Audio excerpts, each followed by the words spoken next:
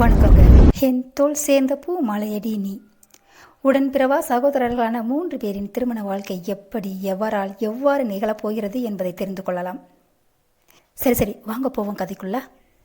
கதையின் நாயகன் நாயகி இருவரும் விதியின் வசத்தால் இணைந்தாலும் அதே விதியால் பிரியவும் நேர்ந்தது.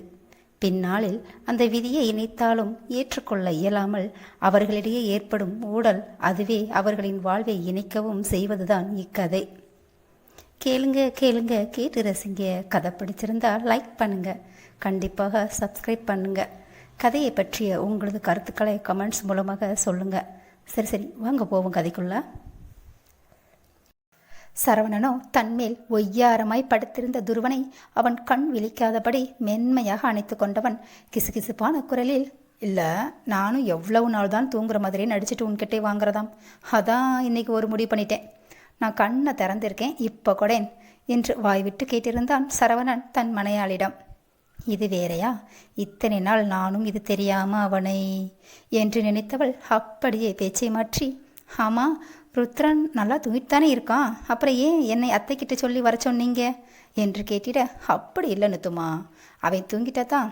ஆனால் ருத்துசலத்தோட அப்பாவுக்கு தான் அவனோட அம்மாவை பார்க்கணும் போல இருந்துச்சு, அதான் வர சொன்னேன் என்றிட, இந்த குசும்பு தானே வேணான்றது, நான் தான் போகும்போதே சொல்லிட்டு தானே போனேன் என்று சொல்லிய நிரு எழுந்து தன் கணவனின் மீது படுத்து தூங்கி கொண்டிருந்த மகனை மெல்ல தூக்கி கட்டிலில் படுக்க வைத்து கொண்டே சொல்ல, சரவணனோ மெல்ல எழுந்து அமர்ந்தவன், நீ சொல்லிட்டு தானே போன, நான் அதை என்ன இல்லை நான் சொன்னேன், நீயே யோசிச்சு பாரு, எப்போ சொன்ன என்று அவன் சொல்ல, இப்போ என்ன சொல்ல வரான்னு தெரியலையே என்று அவனை புரியா பார்வை பார்த்து கொண்டிருந்தாள் நிரு. அவனோ அவளை பார்த்து கண்ணடித்தவன், ஞாபகம் இருக்கா நித்துமா, இப்படி இவ்வளவு அழகாக ட்ரெஸ் பண்ணுறதுக்கு முன்னாடி நீ சொல்லிட்டு போன, ஆனால் அதுக்கப்புறம் தானே நான் கீழே வந்து உன்னை பார்த்தேன், நீ வேற அழகாக ட்ரெஸ் பண்ணியிருக்க, அதை விட தூரத்திலிருந்து பார்க்குறப்பவே அவ்வளோ அழகாக இருந்தியா, அதான் பக்கத்தில் வச்சு பார்க்கலாம்னு வர சொன்னேன் என்றிட, ஏன் நீங்கள் என்னை பார்த்ததே இல்லையா என்றவள் தன் மகன் ருத்ரனுக்கு மேல் மெல்லிய பெட்ஷீட்டால் போர்த்தி விட்டவள் சரவணனின் முகத்தை சட்டென்று பார்த்திட, அவன் அப்பொழுதும் அவளையே தான் பார்த்து கொண்டிருந்தான். லேசாக சிரித்த நிருவோ, ஆமாம், உங்களுக்கு என்னாச்சு, நமக்கு கல்யாணமாகி 3 வருஷம் ஆக போகுது, ஞாபகம் இருக்கா இல்லையா என்றவள் அவன் தோளில் மெதுவாக தட்ட அந்த கையை அப்படியே பிடித்து இழுத்தவனின் மடியில் பூ மாலையாக விழுந்தாள் நிருபமா. அவள் கூந்தலில் சூடிய பூவின் வாசம் பிடித்தவன் அவளின் வாசத்தையும் உணர்ந்தவனின் மென்மையான தீண்டலில் அவளும் தன்னை மறந்தாள். சட்டென்று ஞாபகம் வந்தவளாய் எழுந்த நிரு அவன் கன்னத்தில் செல்லமாய் பற்கள் பதித்தவள் அவன் காதில் ஏதோ கிசுகிசித்திட சரவணனின் கண்கள் விரிய, ஹே, நீயாடி இப்படி பேசுகிற என்று கேட்டிட, பின்னே உங்க கூட சேர்ந்தா வேற எப்படி பேசுவேனாம் என்று அவன் மார்பில் செல்லமாய் ஒரு அடி போட்டாள் நிரு. நீ எதை சொல்கிற நித்துமா, இப்போ இருந்த என்று அவன் சொல்லி கொண்டு இருக்கும்போதே அவன் வாயை தன் உள்ளங்கையால் மூடியவள், ஆஹா, இதுதானே வேணான்றது என்று சொன்னவள் அவன் கன்னத்தை பிடித்து ஒரு ஆட்டி கொஞ்சியவள், வரட்டா என்று ஒற்றை கண்ணடித்து அவனிடம் இருந்து விடுபட்டு எழுந்தவள் அவன் கைகளில் என்ன அவன் கண்களுக்கு கூட சிக்காமல் ஓடி ஒளிந்து கொண்டாள் குளியலறைக்குள் நிருபமா. ஆனால் இவளையும் இவளது செயல்களையும் பார்த்தவன்தான் கண்கள் திறந்தபடி உறைந்து போயிருந்தவன் உதட்டில் ஓர் மர்ம புன்னகை. குளியலறைக்குள் சென்றவள் நன்கு முகத்தை கழுவி துடைத்துவிட்டு வெளியே வந்தவளை தான் பார்த்து கொண்டிருந்தான் சரவணன். அதற்குள் ருத்ரனோ மா என்று மெல்ல சினுங்க தன்னை பார்த்து கொண்டிருக்கும் தன் கணவனை முறைத்தவள் பின் மகனை பார்த்து, ருத்துச்செல்லம், இதோ அம்மா உன் பக்கத்தில் தான் இருக்கேன் என்று சொல்லிக்கொண்டே அருகில் வர மெல்ல கண் விழித்த ருத்ரன் தன் தாயை நோக்கி கைகளை நீட்டியவன், மா தூக்கு என்றிட ருத்ரனை அவளது கைகளில் ஏந்தி கொண்டாள் நிருபமா.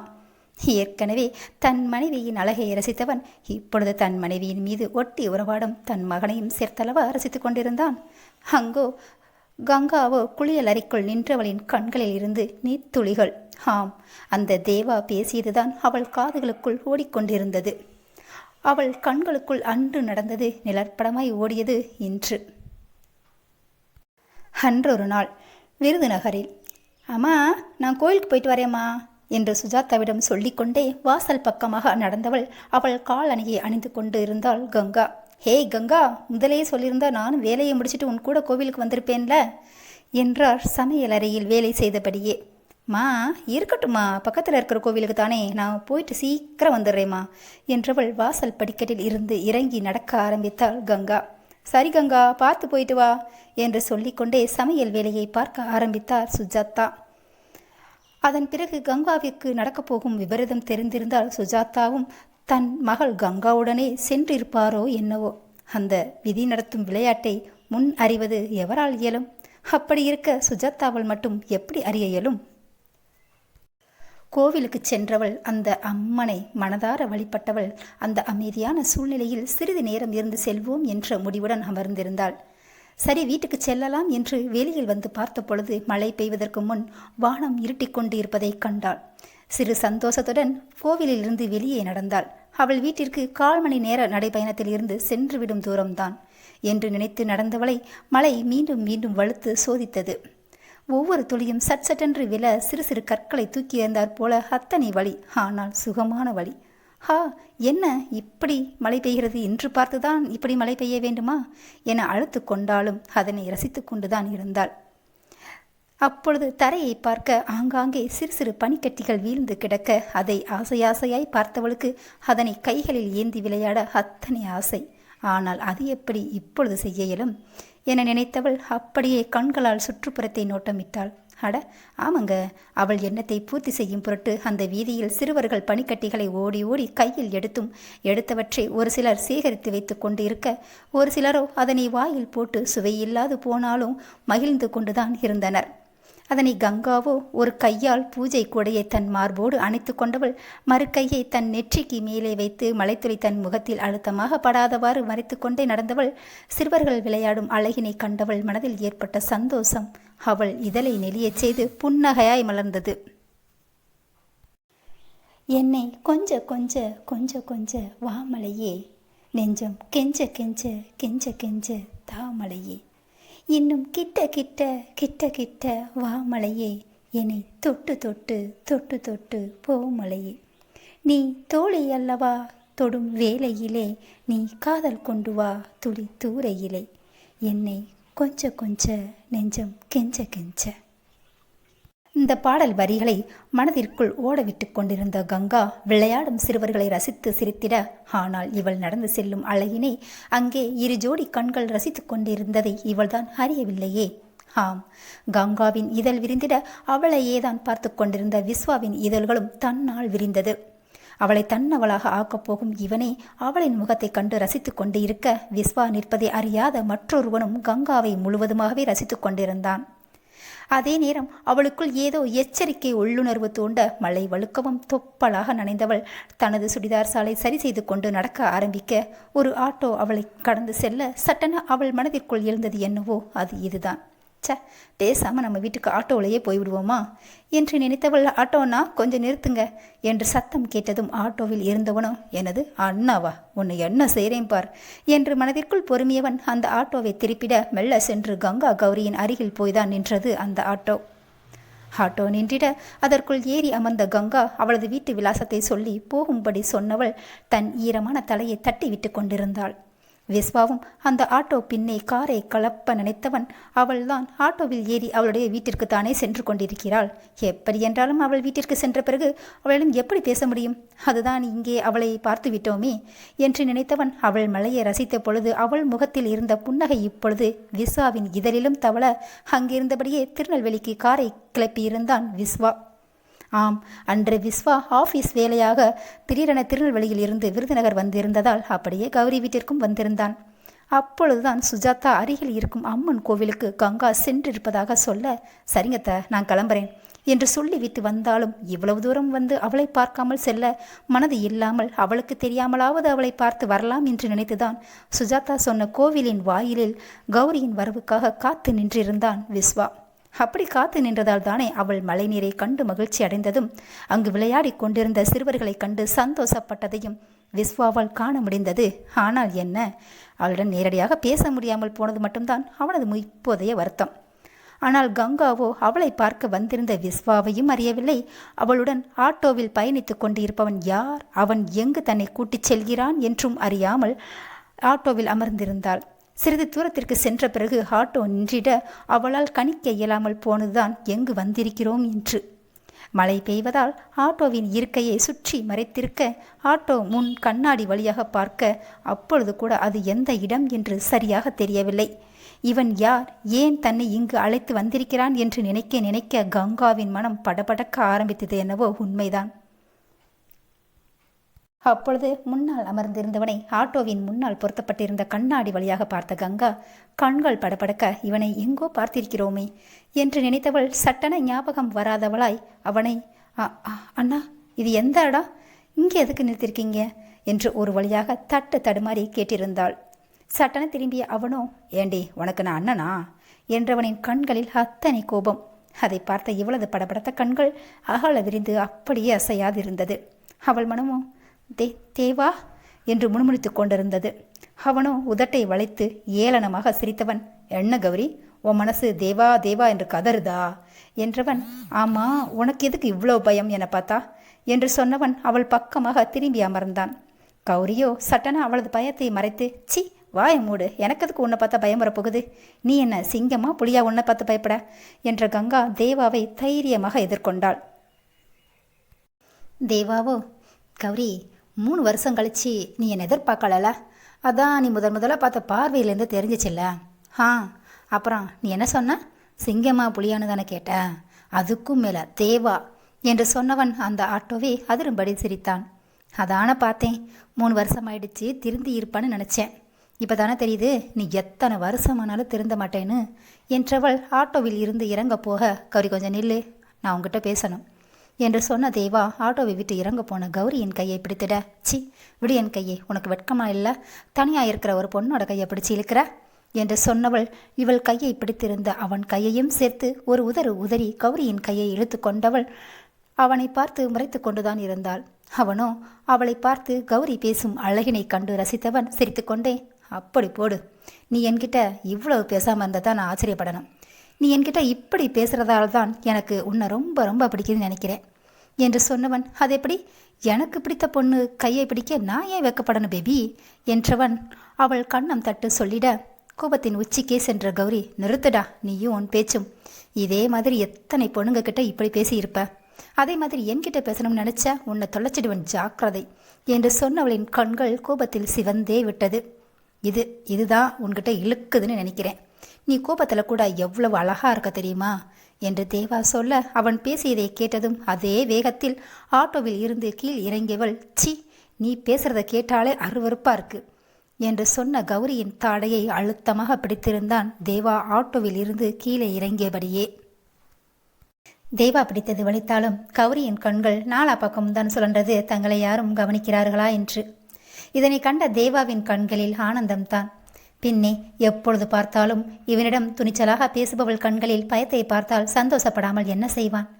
தேவாவின் ஆணவ சிரிப்பை கண்ட கௌரி மலை மிகுதியால் அவள் முகத்தில் வழிந்தோடிய நீரை தேவாவின் முகத்தில் துப்பிட, சட்டென, ஹே என்ன திமிருடி உனக்கு என்று சொன்ன தேவா மேலும் அவள் தாடையை பிடித்து அழுத்த வழியால் அவன் கையை தன் பலம் முழுவதும் திரட்டி தள்ளிவிட்டவள், அடைச்சி நான் உன்னை பார்த்து பயந்தேன்னு நினச்சியா, அது நிஜத்தில் ஒரு நாள் நடக்காது, இன்னும் ஒரு வாரத்தில் எனக்கு கல்யாணம், அப்படி இருக்கிறப்ப நீ இப்படி நெருக்கமாக நிற்கிறத வச்சு யாரும் உன் கூட என்ன தப்பாக வச்சு பேசுகிறத என்ன பார்க்கிறத கூட நான் விரும்பலை என்றவள், ஏன்னா தள்ளி இருந்து பார்க்குறவங்களுக்கு தெரியாதில்ல, பிடிச்சவங்க கூட மட்டும் இல்லை பிடிக்காதவங்க கிட்டையும் எதிர்க்கிறப்ப பக்கத்தில் நிற்க வேண்டியது இருக்கும் என்று யாருக்கும் தெரியாது பாரு என்று சொன்ன கௌரியை வெறித்து பார்த்து கொண்டிருந்தான் தேவா.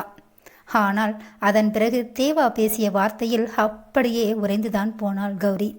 ஆம், பேசிய வார்த்தைகள் அத்தனை பாதித்தது கௌரியின் மனதை. அப்படியே உறைந்து நின்றவளை உலுக்கி எழ வைத்தது என்னவோ அருகில் ஓடோடி வந்த அந்த ஆட்டோ ஓட்டுநரின் குரல்தான். என்ன சார், நீங்கள் இப்படியா சொல்லாமல் கொள்ளாமல் வண்டி எடுத்துகிட்டு வருவீங்க என்று சொன்ன ஆட்டோ டிரைவரின் பக்கம் பார்வை திரும்பியது தேவாவுக்கு. ஆம், வந்த வழியில் தேவாவின் கார் நின்றுவிட அப்பொழுது அந்த வழியாக வந்த ஆட்டோவில் ஏறி மெக்கானிக்கை அழைத்து வருவதற்காக வந்து கொண்டிருந்தான் தேவா. வரும் வழியில் மழை வழுக்க ஆட்டோவை ஓரமாக நிறுத்தியிருந்தார் ஆட்டோ டிரைவர். அப்பொழுது இயற்கை உபாதை காரணமாக ஆட்டோ டிரைவர் இறங்கி மறைவிடம் சென்றிருந்த அதே நேரம்தான் தேவா ஆட்டோவில் இருந்தபடியே கௌரியை பார்த்திருந்தான். அவளை பார்த்த சந்தோஷத்தில் ஆட்டோவை கிளப்பி அவன் ஓட்டும் போதுதான் கௌரி அந்த ஆட்டோவை நிறுத்தியிருந்தாள். அதே நேரம் மறைவிடத்தில் இருந்து வெளிவந்த ஆட்டோ டிரைவர் அதை பின்தொடர இப்பொழுது அங்கு வந்து சேர்ந்திருந்தார். ஆட்டோ டிரைவர் தேவாவை பார்த்து அப்படி கேட்டதும், ஏன் உன் ஆட்டோ என்ன வயசு பொண்ணா? அதை நான் கடத்தியாக கொண்டு போக போகிறேன் என்று கோபத்தில் கர்ஜித்தான் தேவா. இப்போ என்ன சொல்ல வரார்? என் கூடவே இருக்கிற என்னோட ஆட்டோ எனக்கு வயசு பொண்ணு தான். ஆனால் வயசு பொண்ணு ஆட்டோ டிரைவர் மாதிரி கூட்டிகிட்டு வந்துட்டு இப்போ என் மேலே எதுக்கு இவ்வளோ கோபப்படுறாராம்? நேரங்கட்ட நேரத்தில் இவரை நான் கூட்டிகிட்டு வந்ததுக்கு எனக்கு தேவைதான். இதைத்தான் காலம் கெட்டு கிடக்குதுன்னு சொல்கிறாங்களோ என்று மனதிற்குள் நினைக்க மட்டுமே முடிந்தது ஆட்டோ டிரைவரால். அப்பொழுதுதான் அருகில் நின்றிருந்த கௌரியை காணாது பார்க்க அதற்குள் கொஞ்ச தூரம் சென்றிருந்தது இன்னொரு ஆட்டோ. ஆம், கௌரிதான் அந்த ஆட்டோவில் ஏறி சென்று கொண்டிருந்தாள். இதை கண்ட தேவா கோபத்தில் சிட் என்று வேகமாக நிலத்தில் காலால் உதைத்திட அருகில் நின்றிருந்த ஆட்டோ டிரைவரை பயந்துதான் போனார். அன்று தேவா கௌரியிடம் பேசியதை தான் இன்றளவும் நினைத்து கொண்டிருந்தாள் கங்கா. கங்கா கங்கா என அகல்யா கதவை தட்டிட சட்டென தன் முகத்தை கண்ணாடியில் பார்த்த கங்கா ஈர டிஷ்யூவால் சரி செய்து கொண்டு குளியலறை கதவை திறந்தாள். அகல்யாவும் கௌரியும் வந்ததை கூட உணராமல் மகி குட்டிக்கு உணவை பிசைந்து ஊட்டி கொண்டிருந்த தர்ஷினியின் நினைவுகள் அன்றைய நாளுக்கு பயணித்தது. அன்று அரண்மனை வீட்டில் ராம்மோகனும் கல்யாணியும் தயாராகி கொண்டிருந்தார்கள். டே சஞ்சய், சஞ்சய் ரெடி ஆயிட்டியா இல்லையா? நீ வர்றதுக்குள்ளே முகூர்த்த நேரமே ஆரம்பிச்சிடும் போல. நம்ம குடும்பத்தை தான் தலைமையாக அழைச்சிருக்காங்க. அப்போ நாம் முகூர்த்த நேரம் ஆரம்பிக்கும் முன்னமே போகணுமா இல்லையா என்று அழைத்தார் கல்யாணி. இதோ ஆச்சியம்மா, நான் அப்போவே கிளம்பிட்டேன். வினோவையும் நம்ம கூட கூப்பிட்டா அவன் வரமாட்டேங்கிறான் தாத்தா என்று தனது ஆட்சிக்கு பதிலளித்து தாத்தாவிடம் முறையிட்டிருந்தான் சஞ்சய். அவனது தாத்தாவோ, டே வாடா பேராண்டே, அவனுக்கு ஒரு முக்கியமான வேலையை பார்க்க சொல்லி கொடுத்துருக்கேன். அப்புறம் அவன் நம்ம கூட வந்தா அதை எப்படி செய்ய முடியும் என்றவர் வினோவை பார்த்து ஏதோ சைகையில் கண்களால் உரையாடியதை அறியவில்லையே சஞ்சயும் கல்யாணியும். தாத்தா, நீங்கள் சொன்னதை நான் செஞ்சிட்றேன். அப்புறம் தாத்தா, நான் சொன்னதை ஞாபகம் வச்சுக்கோங்க என்று வினோ சொல்ல சஞ்சயோ, இவன் காரியத்தில் மட்டும் கரெக்டாக ஞாபகம் வச்சுருப்பான் என்று மனதிற்குள் நினைத்தவன், உன் விஷயந்தானே தாத்தா, அதெல்லாம் மனசில் வச்சிருக்காரு. முதல்ல தாத்தா சொன்ன வேலையை போய் கவனி என்று சஞ்சய் வினோவை பார்த்து முறைத்து கொண்டே சொல்ல, வினோவோ, பாரேன் அதை எப்படி மறந்தேன் என்றவன் தாத்தா என்று ஆரம்பித்தவனை மறந்திருந்தவனுக்கு ஞாபகப்படுத்தி விட்டோமோ என்றவன் பின்னர் யோசித்தவன், அப்புறம் எதை ஞாபகத்தில் வச்சுக்க சொன்னான் என்று மனதிற்குள் சொல்லிக்கொண்டே யோசிக்க சஞ்சய் பூர்வம் சுருக்கி யோசிப்பதை கண்டு சிரித்த வினோதன், தாத்தா, இவன் இப்படியே யோசிச்சுக்கிட்டே நின்றுட்டு இருந்தா நீங்கள் எப்படி முகூர்த்த நேரத்துக்கு அங்கே போவீங்க? அப்புறம் முகூர்த்த நேரம் இங்கேயே உங்களை தேடி வந்துட போகுது பாருங்க, தள்ளிட்டு போங்க இவனை என்று சொல்ல, அதுவும் சரிதான், வா வா போகலாம் என்று ராம்மோகன், கல்யாணி, சஞ்சய் மூவரும் காரினை நோக்கி நடந்தாலும் பின்னால் திரும்பி திரும்பி வினோவை பார்த்து கொண்டேதான் நடந்தான் சஞ்சய். இங்கோ வினோவின் முகத்தில் உதிர்ந்த புன்னகையில் சஞ்சயால் அவன் மனதில் என்ன இருக்கிறது என்று எப்படி அறிய இயலும்? அங்கே திருமண வீட்டில் ராம்மோகன் குடும்பத்தாரை கண்டவுடன் துருவனும் சிவகாமியும் ஓடோடி சென்று வரவேற்றவர்கள், ஐயா, அம்மா, வாங்க வாங்க என்று சொன்னவர்கள் பின்னால் நடந்து வந்து கொண்டிருந்த சஞ்சயை கண்டவர்கள் வேகமாக, சின்னையா, நீங்களும் வாங்க என்று சொன்னவர்கள் அவர்கள் மூவரையும் கூட்டிச் சென்று திருமண மேடைக்கு முன்னால் வரிசையாக போடப்பட்டிருந்த இருக்கையில் அமர வைத்த அதே நேரம் சிவகாமியை சொந்தக்கார பெண்மணி ஒருவர் அழைத்திட அவரோ ராம்மோகன் மற்றும் கல்யாணியிடம் சொல்லிவிட்டு சென்ற பின் துருவனோ வேகமாக சென்று அவர்களுக்கு குடிக்க குளிர்பானம் கொண்டு வந்து கொடுத்தவர் அப்பொழுதும் அவர்கள் அருகிலேயேதான் நின்று கொண்டிருந்தார். துருவன் அங்கிருந்தபடியே ஒவ்வொருவருக்கும் அனைத்தையும் சொல்லிக் கொண்டு இருக்க ராம்மோகனுக்கோ இதை பார்த்து ஒருபுறம் சிரிப்பு வந்தாலும் துருவனை பார்த்து பெருமையாக இருந்தது அவருக்கு. மெதுவாக ராம்மோகனோ துருவனிடம், துருவா, நீ போய் கல்யாண வேலையை கவனி என்று சொல்லிட துருவனோ, ஐயா, உங்களை கவனிக்கிறத விட எனக்கு என்னங்க வேலை இருக்கு என்று சொல்லிய துருவனை பார்த்த ராம்மோகனோ, இவன் இப்படி சொன்னால் கேட்க மாட்டான் என்று மனதிற்குள் உறுதி செய்தவர், எங்களை தான் கவனிச்சிட்டேல, அதே மாதிரி அடுத்து வர்றவங்களையும் நீ தானே கவனிச்சுக்கணும் என்று சொன்னவர், நீ சொன்னால் புரிஞ்சுக்குவோன்னு பார்த்தா எங்கே அதட்டி சொன்னாதான் கேட்ப போலையே என்றவர் துருவனை ஏறிட்டு பார்த்ததிலே உணர்ந்து கொண்டார். ஐயா, அப்படியெல்லாம் இல்லைங்கய்யா, இதோ போகிறேன், ஏதாவதுனா என்னை பார்த்தாலே போதும், நான் ஓடி வந்துடுவேங்கய்யா என்றவர் மூவிடமும் சொல்லிவிட்டு அந்த இடத்தை விட்டு சென்றாலும் அவரது பார்வை என்னவோ இவர்களிடம்தான் இருந்தது. அதற்குள் கல்யாணியோ, டே சஞ்சய், பாரேன், நான் துருவனோட பேத்திக்குன்னு எடுத்து வச்சிருந்த நகைப்பட்டியை கார்லேயே மறந்து வச்சிட்டேன் கண்ணா என்று கொஞ்சலாக சொன்னவர் பின் கெஞ்சலாக, ஆச்சிக்காக அதை மட்டும் எடுத்துகிட்டு வரியா கண்ணா என்று சொன்னவரை பார்வையால் முறைக்க மட்டுமே முடிந்தது சஞ்சயால். சஞ்சயின் முறைப்பை கண்ட ராம்மோகனோ, ஏம்மா ஞாபகமாக எடுத்து வச்சிருக்க கூடாதா என்றிட அதற்கு கல்யாணியோ, ஐயோ மாமா, நம்ம வீட்டில் இருந்தால் ஞாபகமாக எடுத்து வச்சிட்டேன், கார்லேருந்து எடுத்துகிட்டு வரதான் மறந்துட்டேன் என்று சொல்ல, ஆச்சி நீங்கள் வீட்டில் மட்டும் வச்சுட்டு வந்திருந்தால் அந்த சஞ்சயோட முகத்தை வேறு மாதிரி பார்க்க வேண்டியிருக்கும் என்று மனதிற்குள் புலம்பிய சஞ்சயின் முகத்தை பாவமாக பார்த்த ராம்மோகனோ, சஞ்சய் நீ போய் எடுத்துகிட்டு வாப்பா, நான் ஆச்சியை பத்திரமா பார்த்துக்கிறேன் என்று லேசான குறும்போடு சொல்லி அவனது மனமாற்றத்தை கவனித்தார் என்றுதான் சொல்ல வேண்டும். அவரின் எதிர்பார்ப்பை இவனின் மனம் கண்டு கொண்டதோ என்னவோ, ஏமாற்றத்தை கொடுக்கவில்லை அவருக்கு. அதான் நீங்கள் ஆச்சியை பத்திரத்துக்கும் மேலாக பார்த்துக்கிடுவீங்கன்னு என்று எனக்கு தெரியுமே, நான் போயிட்டு வரேன், நீங்கள் 2 பேரும் இங்கேயே உட்காந்துருங்க என்று சொன்னவன் கல்யாணியை பார்த்து செல்லமாக கோபித்தவன், ஆச்சி நம்ம கார் இந்த தெருமுனையில் நிற்கிது, நான் போயிட்டு திரும்பி வர்றதுக்குள்ள நேரம் ஆயிடுச்சு, வேகமாக வான்னு சொன்னீங்க, அப்புறம் பார்த்துக்கோங்க என்று சொன்னாலும் தாத்தாவை பார்த்து தலையசைத்து சென்றான் சஞ்சய்.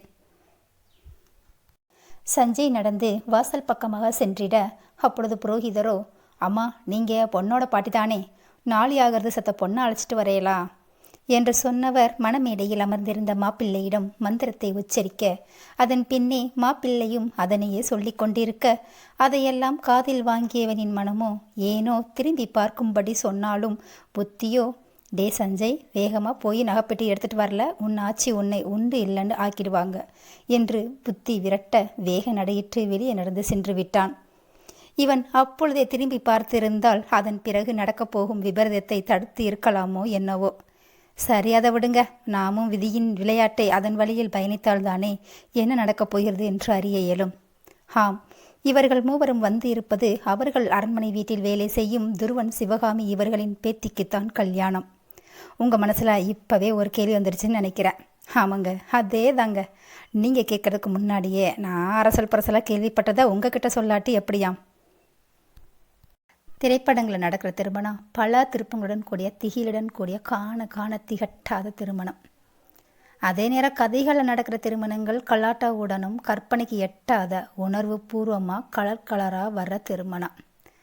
ஆனால் நம்ம அன்றாட வாழ்வில் நடக்கிற திருமணம் ஆசையாக கண் குளிர பார்த்து திகட்ட சந்தோஷத்தோட திகட்டாத உணவு பதார்த்தங்களை உண்ட வயிறு குளிர மணமக்களை சந்தோஷ சிரிப்புடன் கண்கள் மிளிர பார்த்து ஆசீர்வாதத்தோடு நடைபெறும்.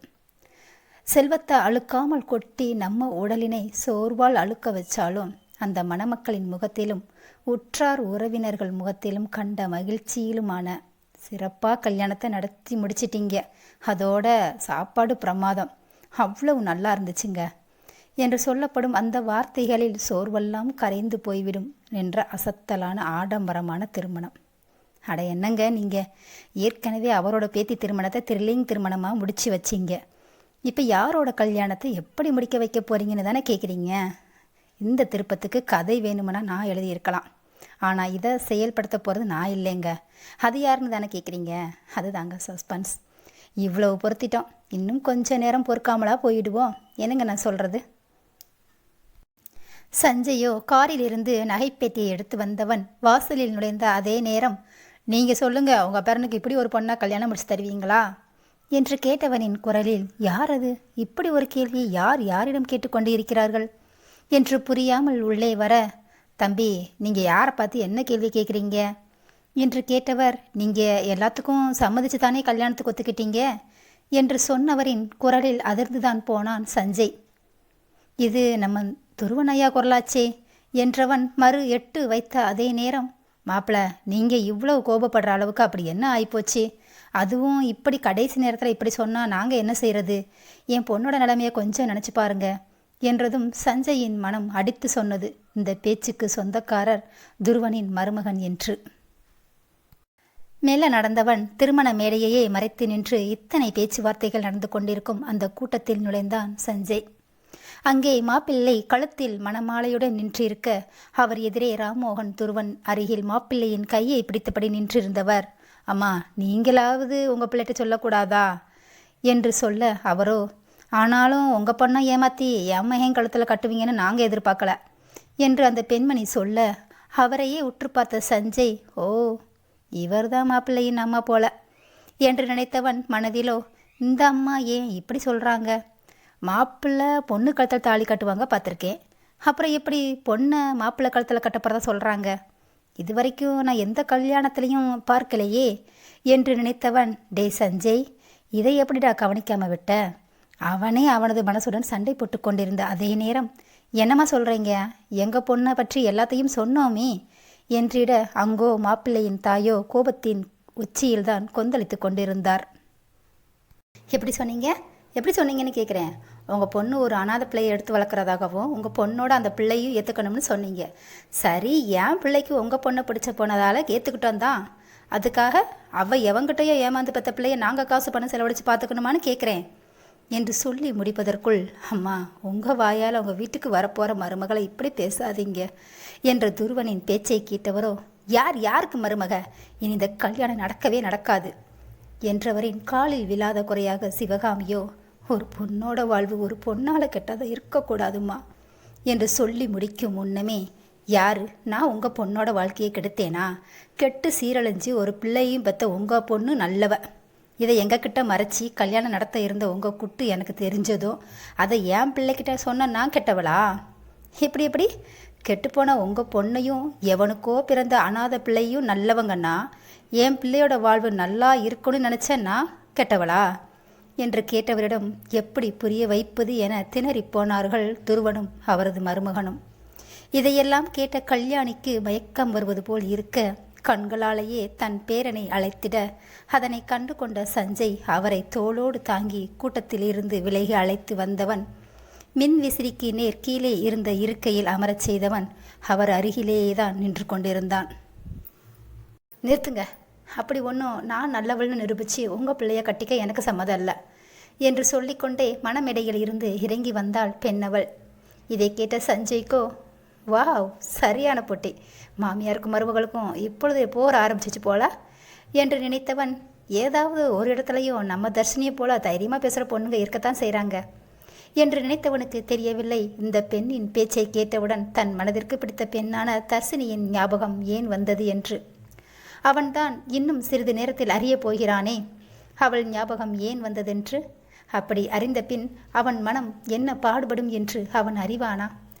வாமா வா, எங்கேயும் இல்லாத அழகின்னு உன்னைத்தான் கட்டிக்குவேன்னு நினச்ச என் மகனையே ஏமாத்திட்டேல.